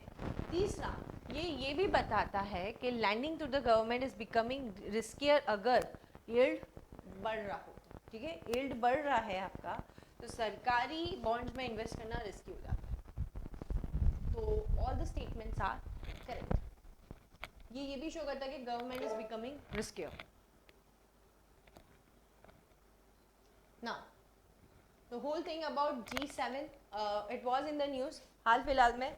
The Bavaria valley, it is near the Germany, Alps के पास है बवारिया आल्प्स, वहाँ पे द स्क्लॉस एलुमा जो जर्मनी के जहाँ है, उन्होंने ये मीटिंग रखी गई है G7 की। G7 is the group of 7 countries जो 1973 ऑयल क्राइसिस के बाद इमर्ज होकर आई थी, ठीक है। अब ये जो कंट्रीज़ है आपकी, ये बनाई गई थी इनफॉर्मल वे में, ग्रुपिंग बनाई गई थी कि चलो भैया मिलते हैं, चाय पे चर्चा करते हैं, थोड़ा बहुत वड़ा पाव खाते हैं, डिस्कशन करेंगे, ठीक है। ये सब के बेसिस पे ये ग्रुप बना था कि हम देखते हैं कि भैया आगे जाके ऐसा ही ऑयल क्राइसिस ना हो, हमें सिक्योर सप्लाई मिले ऑयल का और इकोनॉमी भी देख लो सही से चले। क्योंकि उस टाइम पे क्या हुआ सॉरी, उस टाइम पे क्या हुआ, जो ब्रेटन वुड था उसका जो पूरा का पूरा सिस्टम था फिक्स्ड, पैक कर दिया जाता था गोल्ड से, वो पूरा का पूरा बिजार निकला, ठीक है। काफ़ी ज़्यादा इकोनॉमी इन्फ्लेशन पूरा टर्न आउट हो चुका था और ये ऑयल क्राइसिस भी था। सो उसी के चक्कर में ये G7 ग्रुप बना गया था। 7 कंट्री बोले कि चलो मिलते हैं। अभी कौन सी कंट्रीज होगी, मिल बैठे यार, ठीक है। ये कंट्रीज यही है, फ्रांस, यूएस का दोस्त कनाडा, तीसरा जिससे अमेरिका बना है दैट इज़ यूके, ठीक है। तो ये तो हो गई ही। सो फ्रांस, यूएस, यूके है। फिर आपके 7 कंट्रीज़ के अंदर you will see Canada, Germany, यहाँ पे ही मीटिंग रखी गई है, इटली, जापान, ये 7 कंट्रीज ने मिलके ये G7 की शुरुआत की गई थी। बेसिकली पहले 1970 के अंदर, बेसिकली 1974 के अंदर G6 की मीटिंग हुई थी। It was group of 6 country, Canada उस वक्त था नहीं, ठीक है। पहली मीटिंग हुई कि ओके एंड फिर फाइनली जब 1975 में G7 की मीटिंग हुई गई थी, तब कनाडा वाज इन देयर और एक समिट हुई थी और G7 ऊपर के आया। इसके अंदर ऑलवेज रिमेंबर 1981 के बाद से, 1981 के बाद से यूरोपियन यूनियन ऑलवेज मेंबर है G7 का। इसके ऑलवेज रिप्रेजेंटेशन प्रेजेंट रहेंगे, ठीक है। सो यू रहेगा, 1981 से बाद रहा था। नाउ 1998, बिकॉज सी 1981 के बाद यूएसएसआर टूट चुका था। So Russia was more of liberal, Michael गोबेल की सरकार थी, काफ़ी लिबरल था, तो उन्हें भी बोला आ जाओ तुम भी साथ में मिल बैठेंगे, तो G8 हो गया था। बट रशिया में आए व्लादिमीर पुतिन और उनसे बवाल मच गया, उन्होंने क्रीमिया को एनेक्स 2014 में कर दिया था, तो उन्होंने बोला G8 में वापस आ जाओ, G7 में ये रशिया काम का नहीं है, उनको नहीं रखना, ठीक है।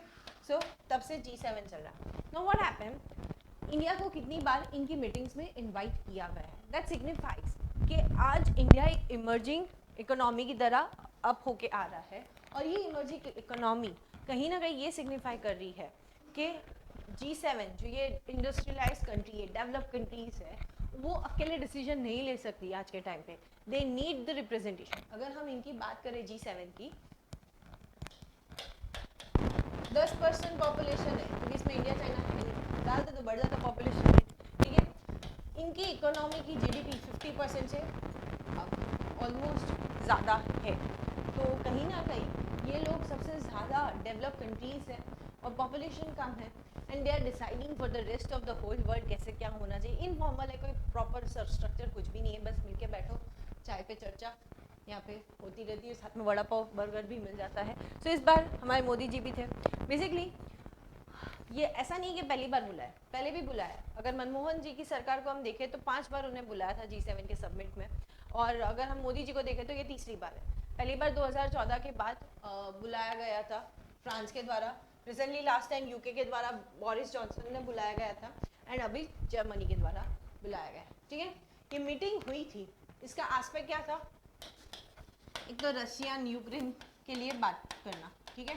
ये तो फेवरेट सभी का टॉपिक है कि भैया सॉल्यूशन लाओ सॉल्यूशन लाओ सॉल्यूशन लाओ। दूसरा, दूसरा इनका एस्पेक्ट था क्लाइमेट। पेरिस में भी तो ये सब मिलते हैं कि इसके लिए काम करना है, ठीक है, ग्रीन एनर्जी, ये सारी चीज़ों पे हम काम करेंगे। तीसरा फूड सिक्योरिटीज, एग्रीकल्चर एस्पेक्ट है, ठीक है। चौथा काउंटर टेररिज्म, जो इंडिया ने बोला था उसी के अंदर डाला गया हुआ था ये एस्पेक्ट। सो कहीं ना कहीं इंडिया की जो पॉलिसी है, जो थॉट प्रोसेस है, उसको मिलते जुलते ये एस्पेक्ट है। इसमें एक और इनिशिएटिव शुरू किया गया था इसी मीटिंग के अंदर। उस इनिशिएटिव को हम बोलते हैं partnership for global investment, infrastructure and investment.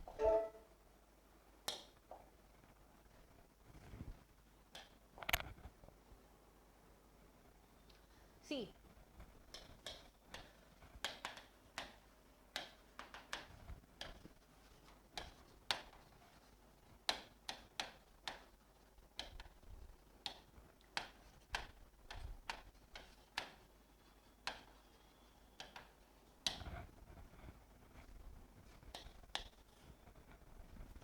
partnership for global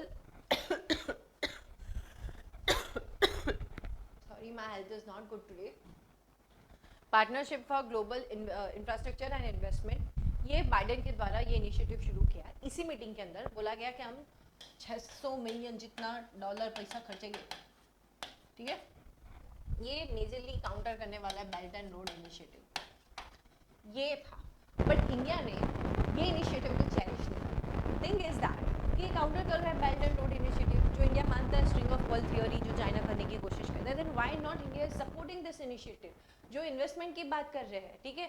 यहाँ पे ये सरकार रुपए नहीं दे रही है, बट प्राइवेट एंड पब्लिक के दोनों के मिलके एक अच्छे वे में लो इनकम कंट्रीज को दिया जाएगा कि they don't have to rely more on China hard cash, जिसकी वजह से डेट जा रहा है।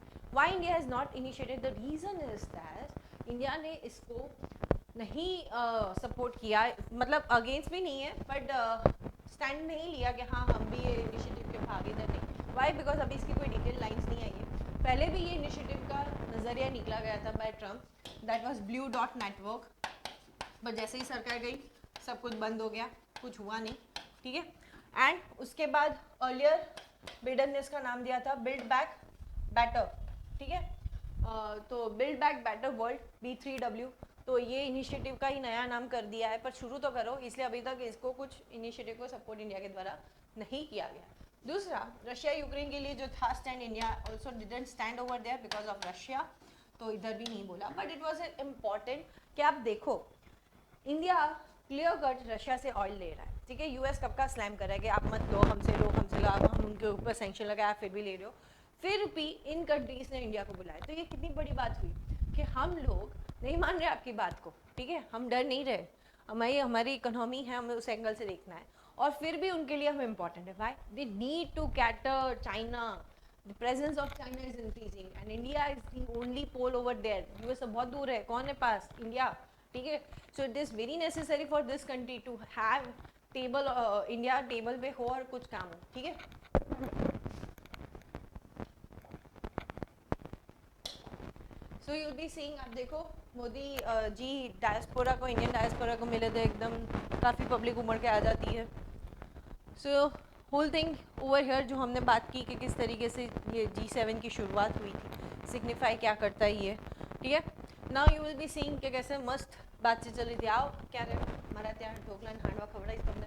So you will be finding all this thing, the funny images which has been coming from over there. So the whole meeting title motto was progress toward an equitable world. हमें एक ऐसे world की तरह जाना है जो equitable हो, progressive world, ठीक है, सब इक्वल।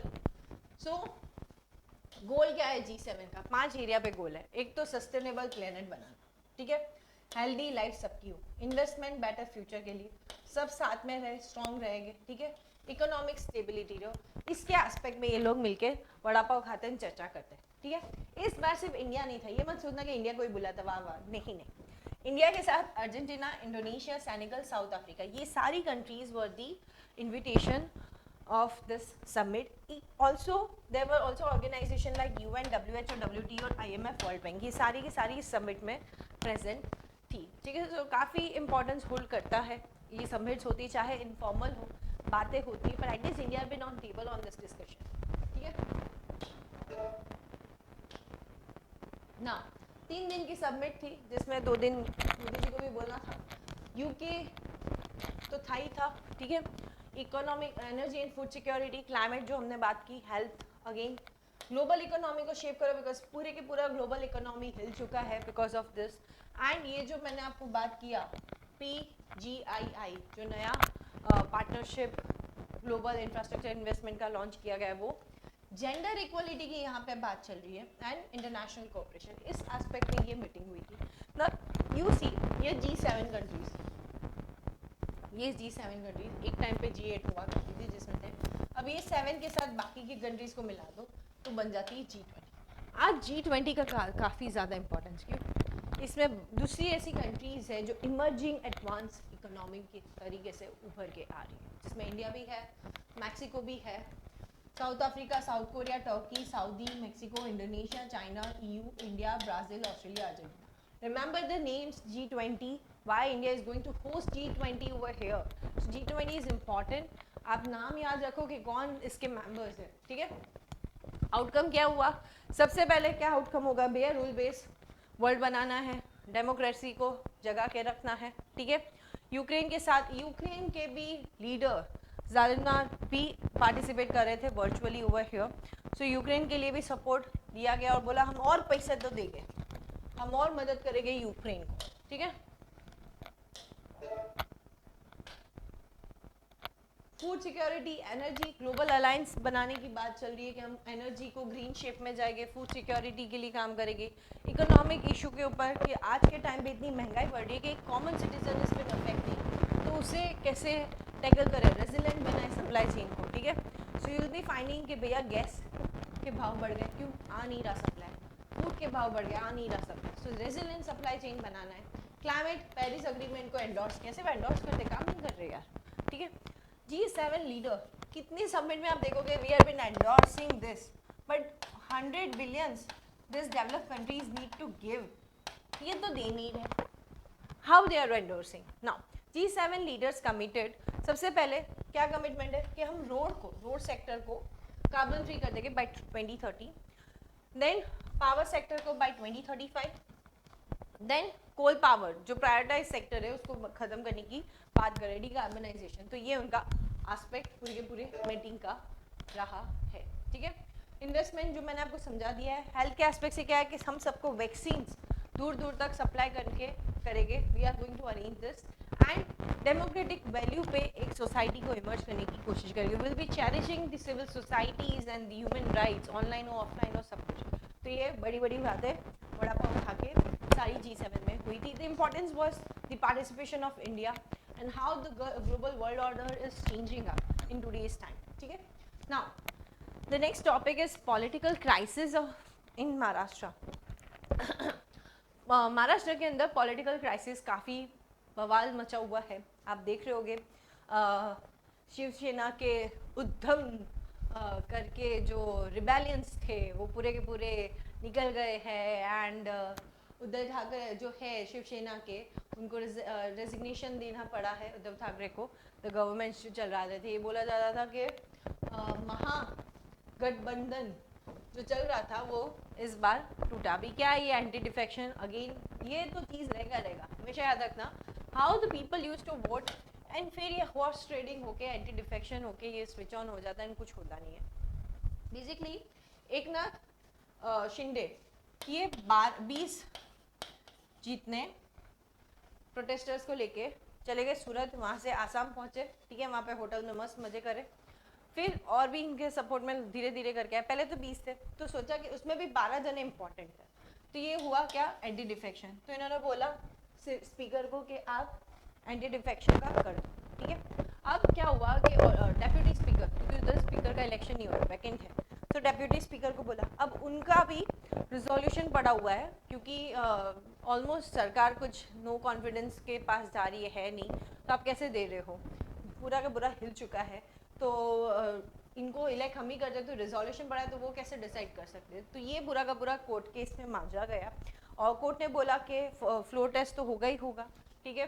और फ्लो टेस्ट के अंदर पता चलेगा क्या है पूरा का पूरा नतीजा। एंड ये जो एंटी डिफेक्शन है वो नहीं होगा बिकॉज मोर देन पीपल 37 से ऊपर से ज़्यादा लोग गए हैं। तो इसका मतलब क्या हुआ, 2/3 से ज़्यादा अगर कोई पार्टी में से जा रहा है तो एंटी डिफेक्शन के चार्जेस नहीं लगेंगे। नाउ द थिंग इज, ये पूरा का पूरा बवाल मचा हुआ था। आप देखो यहाँ पे, ये देखो शिवसेना की 56 सीट्स है, ठीक है, और 53 है एनसीपी की और कांग्रेस की 44। इन लोगों ने मिलकर 169 की सरकार बना दी। एक्चुअली बीजेपी की सबसे ज़्यादा सीट थी 106, बट व्हाट हैपन, उनको था कि शिवसेना आ जाएगी एंड रिक्वायर्ड था 145 से ज़्यादा, 145 या उससे ज़्यादा। अब ये आ जाती तो हो जाता, पर ये गई नहीं और इसलिए हो रही थी सिर्फ 113 ही सीट। तो फिर क्या करे, तो इधर सरकार बन गई, इसको बोलते हैं महा अगाड़ी, जो नाम दिया गया है, बहुत बड़ा गठबंधन, NCP, INC and Shiv Sena.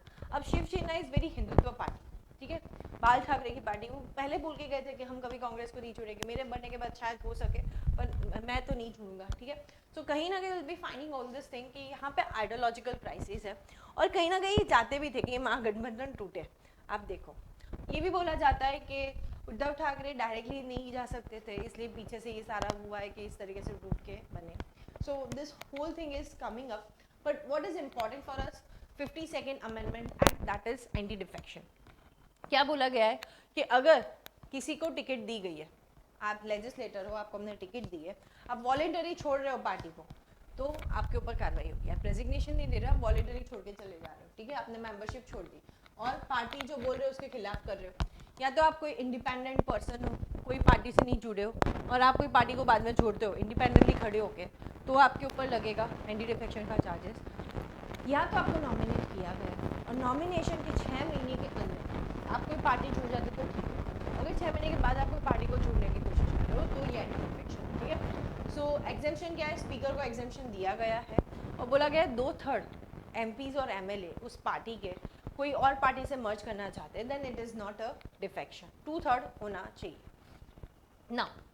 Loop holes क्या है कि यहाँ पे बोला है प्रिसाइडिंग ऑफिसर डिसाइड करेगा डिफेक्शन, इनको बोला जाएगा ये डिसाइड करेगा। अब यहाँ पे ये कब डिसाइड करे, कैसे करे, कोई टाइम फ्रेम दिया नहीं है, और ये सही डिसाइड करे ये वो भी नहीं पता। सो अगेन इनके ऊपर भी हुआ था एक बहुत बड़ा फेमस जजमेंट, और जिसमें जुडिशरी ने बोला कि यहाँ पे जुडिशियल रिव्यू होगा।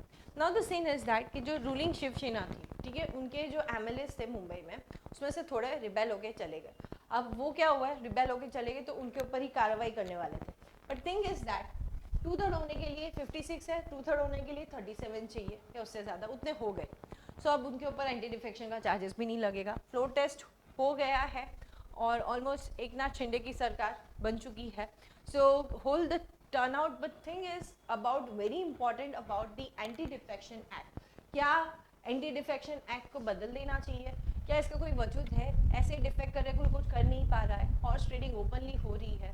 सो ये सारे इश्यूज हैं ना।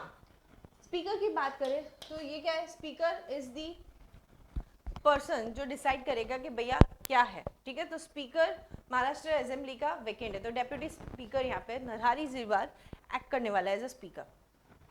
डेप्यूटी स्पीकर क्या बोलता है कि अगर स्पीकर अपनी ड्यूटीज से वेकेंट हो या जो भी हो, तब डेप्यूटी स्पीकर स्पीकर की तरह एक्ट करता है। सुप्रीम कोर्ट में चैलेंज हुआ कि भैया मैंने आपको बताया ना कि डेप्यूटी स्पीकर डिस्क्वालीफाई नहीं कर सकती क्योंकि उनका खुद का रिमूवल का रिजोल्यूशन पेंडेंट पड़ा है, तो वो कैसे निकाल सकती है, ठीक है। तो ये पूरा का पूरा मांझा पड़ा था एंड यहाँ पे 48 आवर्स का सबमिट दे दिया गया और बोला कि पहले फ्लोर टेस्ट कर रहा हूँ, और इसी तरीके से पूरी की पूरी फिर सरकार बदल गई और उन्होंने पहले ही रेजिग्नेशन दे दिया था कि मैं तो चाहता ही नहीं था। एक्चुअली उद्धव ठाकरे बनना ही नहीं चाहते थे कभी भी सीएम, पर उन्हें बना दिया गया था, वो बैक में ही वर्क करना चाहते। नाउ थिंग इज दैट सी यहाँ पे क्या बोला गया है कि सबसे पहली चीज़ कि हम कोई पार्टी नहीं बदल रहे। एकनाथ शिंदे क्या बोले कि हम कोई पार्टी नहीं बदल रहे, हम तो शिवसेना की है, हम शिवसेना से ही, हम पार्टी नहीं बदल रहे हैं। सो हम पे डिफेक्शन का चार्ज लग ही नहीं सकता है, ये बोल दिया गया था। नो थिंग इज कि यहाँ पे उद्धव ठाकरे ने रेजिग्नेशन दे दिया, बोला कि अब मैं बैकग्राउंड में काम करूँगा, मैं शिव सैनिक जो हूँ कम्युनिटी के काम करने का, मैं उधर काम करूँगा, मुझे तो ऐसे भी चाहिए ही नहीं था, ठीक है। अब यहाँ पे एकनाथ शिंदे खुद को आगे लेके आ रहे हैं। अब किस तरीके से ये पूरा का पूरा माजरा चलता है, शिवसेना टूटी नहीं है तो क्या होता है क्या नहीं होता। Now the Eknath Shinde basically उनकी जर्नी एक ऑटो रिक्शा ड्राइवर से हुई है और वो काफ़ी इंपॉर्टेंट कैरेक्टर होल्ड करते हैं। क्या हुआ कि वो वहाँ पे महाराष्ट्र से सपोर्ट लाना, पैसे अरेंज करवाना इलेक्शन के लिए, वो सब कुछ वो आराम से कर लेते हैं। थिंग इज के जब पहले बीजेपी के साथ टाइप था अलायंस 90 के साथ, तब उन्हें अच्छी से अच्छी मिनिस्ट्री मिली थी। बट व्हेन यहाँ पे जब ये महागठबंधन हुआ तो उन्हें इतना इम्पोर्टेंट मिनिस्ट्री कुछ दिया नहीं, उनके बेटे ने ज़्यादा कर रखी थी आदित्य ठाकरे, तो वो कहीं ना कहीं क्लैश चल रहा था और उसी की बेस से ये पूरी की पूरी चीज़ें इमर्ज हो गया है। तो क्यों तो होलान केस 1992 जहाँ पे बोला गया कि स्पीकर के पास पूरा डिस्क्रिप्शन नहीं होता, जुडिशियल रिव्यू होगा कि ये सही से किया है या नहीं, ठीक है ना। गवर्नर की अगर बात करें, गवर्नर का रोल क्या होगा कि अगर कभी भी ऐसी सिचुएशन हो तो उन्हें फ्लोर टेस्ट करना पड़ेगा। अगर नो कॉन्फिडेंस जैसा कुछ पास हो रहा है, पहले फ्लोर टेस्ट कराओ, देखो कि भैया ये सरकार टिक रही है कि नहीं कर रही है। ये कितनी बार बोला है कि गवर्नमेंट खुद के से डिसाइड नहीं कर सकता। SR Bombay case, Maharashtra governor Bhagat Singh Koshyari, इन्होंने क्या बोला, असेंबली बिठाओ फ्लोर टेस्ट करवाने के लिए, तो ये पहले मना कर दिए थे। क्यों? क्योंकि ये बोले कि ये लोग तो एंटी डिफेक्शन में, तो फ्लोर टेस्ट की बात है। बट जब ऑलरेडी रिबेल के रेट्स बढ़ चुके, काफ़ी ज़्यादा रिबेल्स बढ़ चुके थे, तब लगा कि ऑलमोस्ट सरकार अब टिकेगी नहीं, ठीक है। सो ये पूरा का पूरा सिचुएशन महाराष्ट्र का रहा है।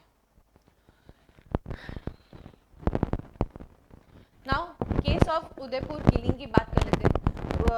काफ़ी बवालिक केस है। कन्हैया लाल तेली जिनकी मर्डर हो चुकी है बाय द 2 पर्सन, और कहीं ना कहीं इसका जुड़ाव the remark of the profit से भी है, जो नुपुर शर्मा जिन्होंने ये चीज़ काफ़ी बोली थी और इंटेंशन भी दिख रहा था, एक ही टाइम पे इतनी जगह जा जाके ये चीज़ करना, उकसाना। और जो लोग बोलते हैं ना, they don't know what they are doing but they are with watch. This thing happen over here, that how internet is so viral, कितना वायरल हो जाता है, आपको पता नहीं चलता आप कहाँ पे क्या कर रहे हो, आपको कोई ऑब्जर्व कर रहा है। Same thing happen. इन्होंने बोला इनके ऊपर इन्होंने प्रॉफिट का जो रिमार्क था उन्होंने ये रीट्वीट किया या ऐसा कुछ था, रीपोस्ट किया। उन्होंने बोला मैंने नहीं, मेरे 8 साल के बच्चे ने किया। बट मुझे लग रहा है कि जो मेरा टेलर का जो उनका पूरा का पूरा उनका जो कारखाना था, वहाँ पे पिछले 6-7 दिन से कोई पर्सन आ रहा है, जा रहा है, ऑब्जर्व कर रहा है, तो वो घर नहीं, वो ऑफिस ही नहीं जा रहे थे, घर थे। उन्होंने कंप्लेन भी करी थी पुलिस को कि ऐसे ऐसे सिचुएशन है। बट व्हाट हैपन, पुलिस ने कुछ किया नहीं। एंड जब उन्होंने 7 दिन के बाद बोला दिस इंसिडेंट हैपन, पुलिस ने बोला don't watch this video, it will polarise the thing, ये कहीं और डायरेक्शन में भी ले जा सकता है, मैसिव कम्युनलिज्म बढ़ सकता है, राइट्स भी बढ़ सकता है। इसलिए कर्फ्यू भी लगाना पड़ा, इंटरनेट भी शट डाउन करना पड़ा कि ये वायरल वीडियोस ना हो और हटा दिया जाए, ठीक है।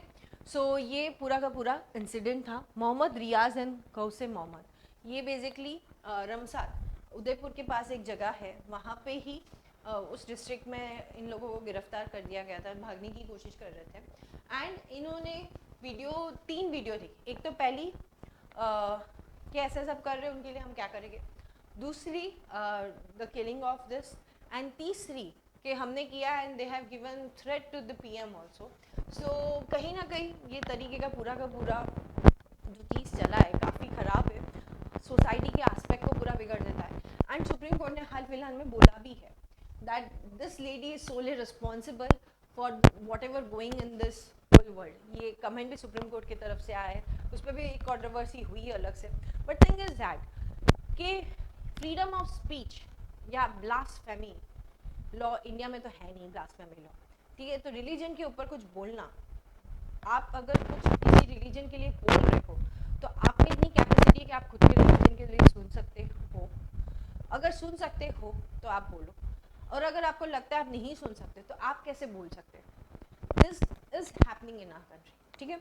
I feel why to remark on any individual religion whatever, जो भी पूरा का पूरा सिस्टम चल रहा है, कहीं ना कहीं हमारे सेक्युलर पिलर्स को हिलाने की कोशिश कर रहे हैं, हमें हमारी कंट्री को आगे अगर बढ़ाना है तो we have to work on the constitutional ideas which is being given, the guiding principle होने चाहिए उसी के ऊपर। तो ये ऐसे सारे इंसिडेंट जिसमें कोई इनोसेंट की जान ना चली जाए, ऐसे सारे इंसिडेंट्स ना बढ़ने, और इससे भुगतेगा कौन? एक नॉर्मल इंसान, ठीक है।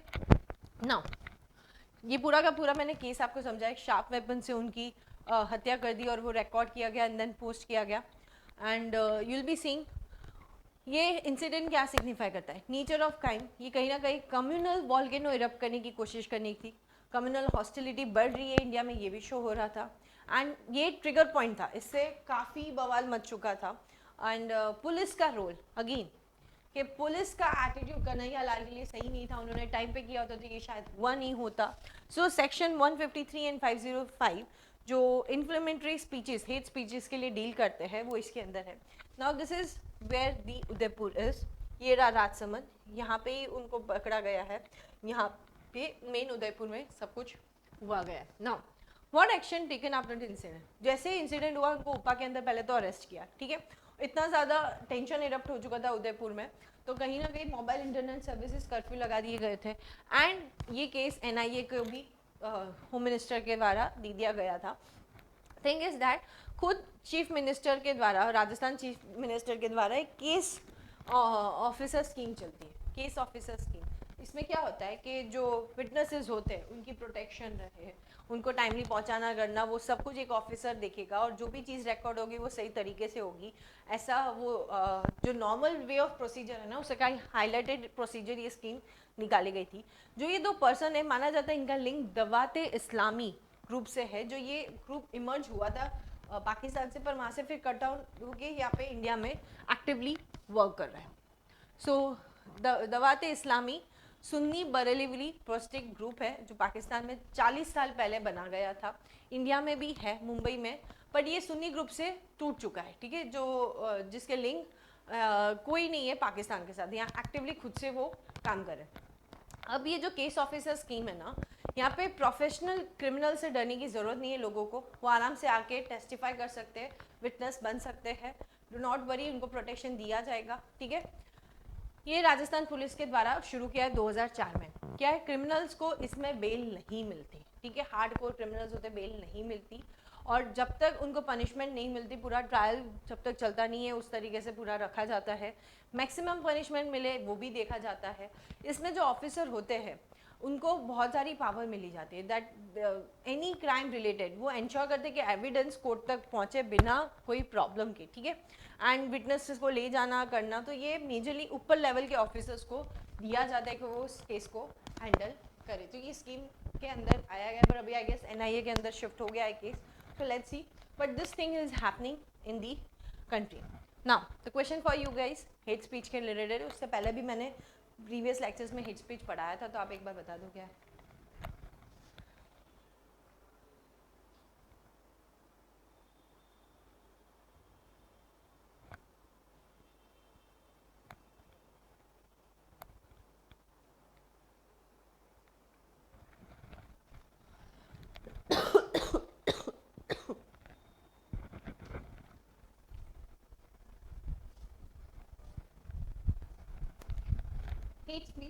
हेट स्पीच के बारे में दिया गया है। हेट स्पीच क्या है, आप नफरत फैलाने की कोशिश कर रहे हो कोई किसी ग्रुप के अगेंस्ट या कोई पर्सन के against on the basis of race, ethnicity and gender, correct. ये लॉ कमीशन ने ऐसे डिफाइन किया गया है, ठीक है।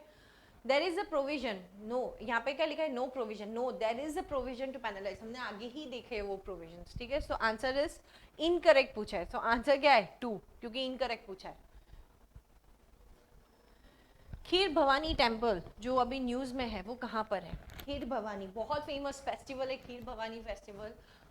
जब एक मूवी भी आई थी तो ये वापस से फेस्टिवल न्यूज़ में भी था, और अभी बीच में भी खीर भवानी फेस्टिवल था तो न्यूज़ में था कि काफ़ी कम लोग गए, बस की थी and all that. So tell me the answer.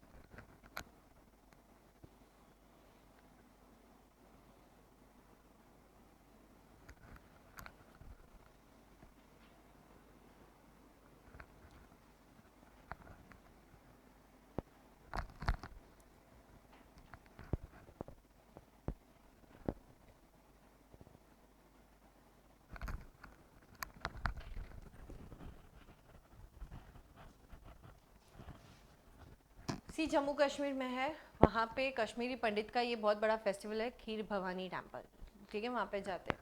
Now self help group क्या है? बेसिकली ये इनिशिएटिव शुरू किया गया था सेल्फ हेल्प ग्रुप का, जहाँ पे हर एक महिला एक गांव की, उन सबको इकट्ठा किया जाता है, उन्हें सिखाया जाता है सेविंग करना। वो सेव करते हैं एक जगह पे, और कुछ एग्रीकल्चर एक्टिविटीज़ जिन्हें करना हो, खुद का कुछ एंटरप्रेन्योर खोलना हो, तो उन्हें लोन करते हैं, ठीक है। सो एक मदद मिल जाती है। सो कहीं ना कहीं एक proper financial, micro financial assistance in rural areas में पहुंचाने की कोशिश कर रहे हैं थ्रू सेल्फ हेल्प ग्रुप्स, और वो एक्टिवली एक एंटरप्रेन्योर की तरह इमर्ज हो, उनका फिर बैंकिंग अकाउंट हो, तो बैंक के द्वारा उन्हें प्रॉपरली लोन मिले। तो ये सारी चीज़ें सेल्फ हेल्प ग्रुप के द्वारा की जाती है। और हाल फिलहाल में बोला गया है कि हर एक वुमेन जो सेल्फ हेल्प ग्रुप में काम करती है, एटलीस्ट उनकी 1 लाख तनख्वाह हो जाए सालाना की बाय 2024, ये सरकार का एम है, ठीक है। सो सेल्फ हेल्प ग्रुप है क्या, वो मैंने आपको बता दिया। मोटिवेट करते हैं लोगों को पैसे सेविंग करने का, कैसे कलेक्ट करें, एक फॉर्मल बैंकिंग सर्विसेज की तरफ जुड़ते हैं, ठीक है। एंड वुमेन की, अगर वुमेन की हम फाइनेंशियल इंडिपेंडेंस बढ़ा देते हैं और काफ़ी एक्टिव कर देते हैं, तो पूरा घर का एनवायरनमेंट चेंज हो जाता है, ठीक है। इट हैज़ बीन ऑब्जर्व कि वहाँ पे यूल बी फाइंडिंग के बच्चों के अंदर माल न्यूट्रिशन कम हो जाएगा, एजुकेशन बढ़ जाएगा, तो it has been observe. And majorly ये सेल्फ हेल्प ग्रुप सबसे ज़्यादा आपको साउथ में ज़्यादा स्ट्रांगली मिलेगा। Now you can see objectives क्या है। सबसे पहले एक होमोजेनियस ग्रुप बनेगा, वॉलंटरीली सब जुड़ेंगे, ठीक है। एंड कॉन्फ्लिक्ट सॉल्विंग, एक लीडर हो गए, बात करके म्यूचुअल डिस्कशन करके फ्री लोन दिया जाएगा मार्केट ड्राइव रेट के अंदर उनको। वो क्या बोलते हैं, जो मनी लैंडर्स होते हैं उनके पास जाने की ज़रूरत नहीं पड़ेगी, हायर रेट्स में, नॉर्मल रेट्स में मिल जाएगा जो मार्केट रेट्स है। एंड वो लोग सेविंग कर सकेंगे, कोई फंड में डालेगी, इमरजेंसी नीड हो और कुछ बिजनेस करना हो, उसके साथ वो इमर्ज होके आएंगे, ठीक है। जनरल अब इशू क्या है सेल्फ हेल्प ग्रुप में? सबसे पहले इनका इशू है कि एग्रीकल्चर एक्टिविटीज़ के ऊपर ही है, ज़्यादातर एग्रीकल्चर रूरल एक्टिविटीज़ में ही है, और इमर्ज होकर एक्टिविटीज़ इसके अंदर आई नहीं है कि वो आगे बढ़ सके। दूसरा, टेक्नोलॉजी है नहीं कि वो उनके प्रोडक्शन सिस्टम को थोड़ा टेक्नोलॉजी का यूज़ करके करे, ज़्यादा मैनुअल है। प्लस उनके प्रोडक्ट्स को मार्केट मिल नहीं रहा, ठीक है, एक्सेस ऑफ मार्केट इशू है। इंफ्रास्ट्रक्चर इतना है नहीं, roads and everything, electricity, that is the issue. Training, capacity building, वो सब नहीं है। और प्लस क्या होता है कि थोड़े मेंबर उसमें पूरे ग्रुप को वॉलेटिलाइज करके वो गेन कर लेते, ये लोगों को कुछ मिलता नहीं है। एंड क्रेडिट मोबिलाइजेशन इतना होता नहीं, थोड़ों को मिलता, थोड़े को नहीं मिलता। प्लस ये पूरा सिस्टम है अभी भी मॉनिटर किया जा रहा है, खुद से इमर्ज होके आया नहीं, सो ये सारे इश्यूज है।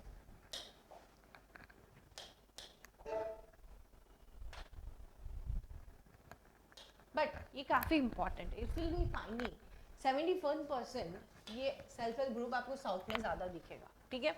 And it is been said कि वहाँ पे आप देखो वुमेन्स का रोल काफ़ी बाहर इमर्ज होकर आया है। मेजर ये सक्सेसफुल इसलिए ऊपर नहीं है क्योंकि पैट्रियार्कल सोसाइटी है, ठीक है, जिसकी वजह से वुमेन घर के बाहर नहीं निकल सकती है। दूसरा, responsibility of the house hold and family members का सपोर्ट नहीं, जो हर्डल बनाता है। मेल डोमिनेटेड सोसाइटी है, इसलिए इतनी मोबिलिटी नहीं है, इसलिए इतना self help group strongly emerge नहीं हो रहा। बट या साउथ में आप देखो काफ़ी होगा। गवर्नमेंट इस टाइम नाबार्ड का इनिशिएटिव है, काफ़ी ट्राई हो रहा है कि ये बहुत अच्छा एस्पेक्ट है। बांग्लादेश में देखोगे बूम है सेल्फ हेल्प ग्रुप, जिसकी वजह से उनका टेक्सटाइल सेक्टर इज बूमिंग, ठीक है ना। मेजर्स इसके लिए क्या किए? एस के कालिया कमिटी, जिन्होंने बोला बैंक के साथ लिंकअप कर दो तो इन लोगों को लोन भी सही से मिल सकेगा। एग्रीकल्चर नहीं, घर में किसी की शादी हो, घर बढ़ाना हो, कुछ भी हो, तो उसके लिए भी ये लोन मिल सकता है बैंक के तरफ से, ठीक है। देन प्रायोरिटी सेक्टर लैंडिंग में सेल्फ हेल्प ग्रुप को डाल दिया गया है। दीनदयाल अंत्योदय योजना, मतलब नेशनल रूरल लाइवलीहुड मिशन के अंदर भी इनको फाइनेंसिंग मिला जाएगा।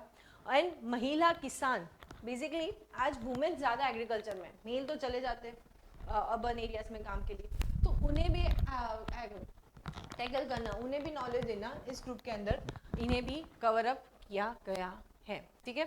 सो सेल्फ हेल्प ग्रुप को अगर इम्प्रूव करना है तो पहले तो उनकी कैपेसिटी बिल्डिंग बढ़ाओ, ठीक है, उनको सिखाओ, ट्रेनिंग दो, इमर्ज करो, सेविंग सिस्टम सिखाओ, टाई अप करो बैंक्स के साथ, उनके लिए मार्केट्स बनाओ। Online internet can be A boom for the self help group, पर उन्हें हमें सिखाना पड़ेगा ना। ये बहुत प्रीवियस ईयर का लेक्चर है, उसके ऊपर ही मैंने क्वेश्चन आपको पूछा है, बता दो।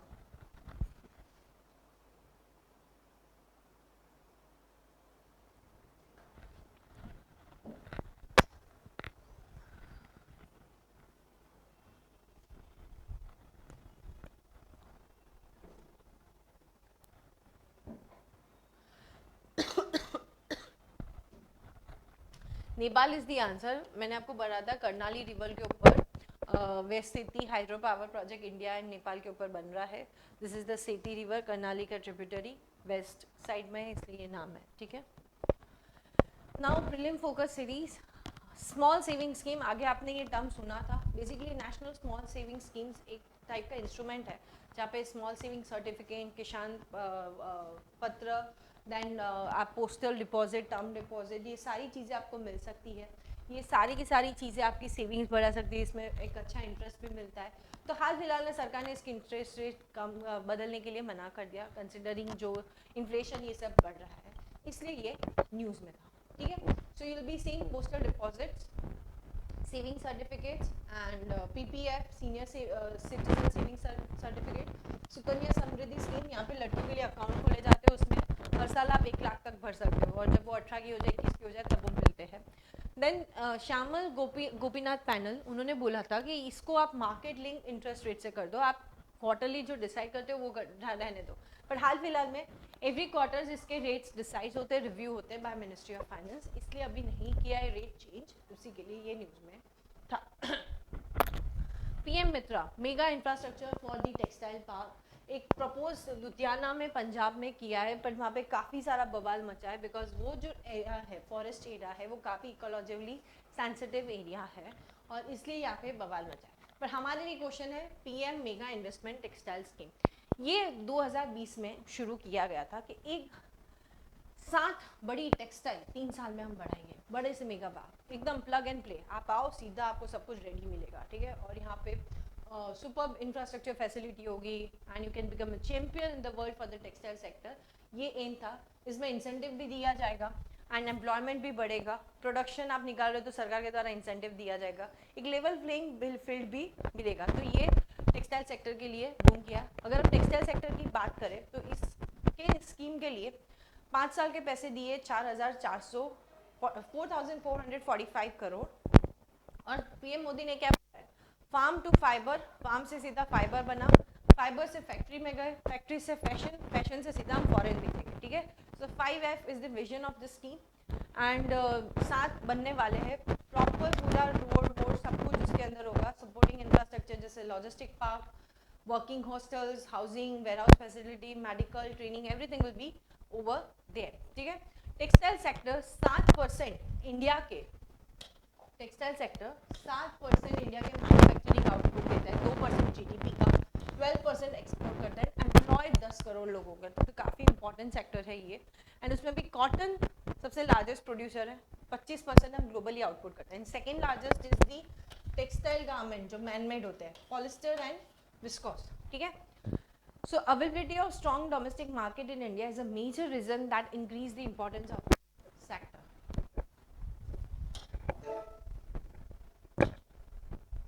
Now, कैपस्टोन नासा का न्यू सैटेलाइट है, ये एक माइक्रो ओवन की साइज का है, अपने घर में माइक्रो ओवन होगा 25 केजी का, इतना ही है। ये एक जगह पे भेजने वाला एक गेटवे पे, जो आपका आर्टेमिस मिशन है नासा का, मून में जाने के लिए एक मिशन है, वहाँ पे एक पोस्ट बना रहे, उसी पे ये एक भेजने वाले जो रीडिंग करेगा वहाँ पे कि किस तरीके से नेविगेशन पोजिशनिंग सिस्टम हो सकती है, प्रॉपर कनेक्शन नीचे हो जाए, तो ये एक ऑर्बिट पर लोकेशन में भेज रहे हैं। मेनली आपके लिए क्या इंपॉर्टेंट होना चाहिए, कैपस्टोन एक माइक्रोवेव साइज का ट्यूब सैटेलाइट है जिसकी वजन 25 किलो है, नासा के द्वारा भेजा जा रहा है। That mission comings under Artemis programme जो मून मिशन है, ठीक है। सो दैट्स इट, यहाँ पे हम कवर अप कर देते हैं, आप देख सकते हो ये माइक्रो ओवन साइज का इतना सा सैटेलाइट, ट्यूब सैटेलाइट भेजा जा रहा है। तो यहाँ पे खत्म करते हैं। आई एंड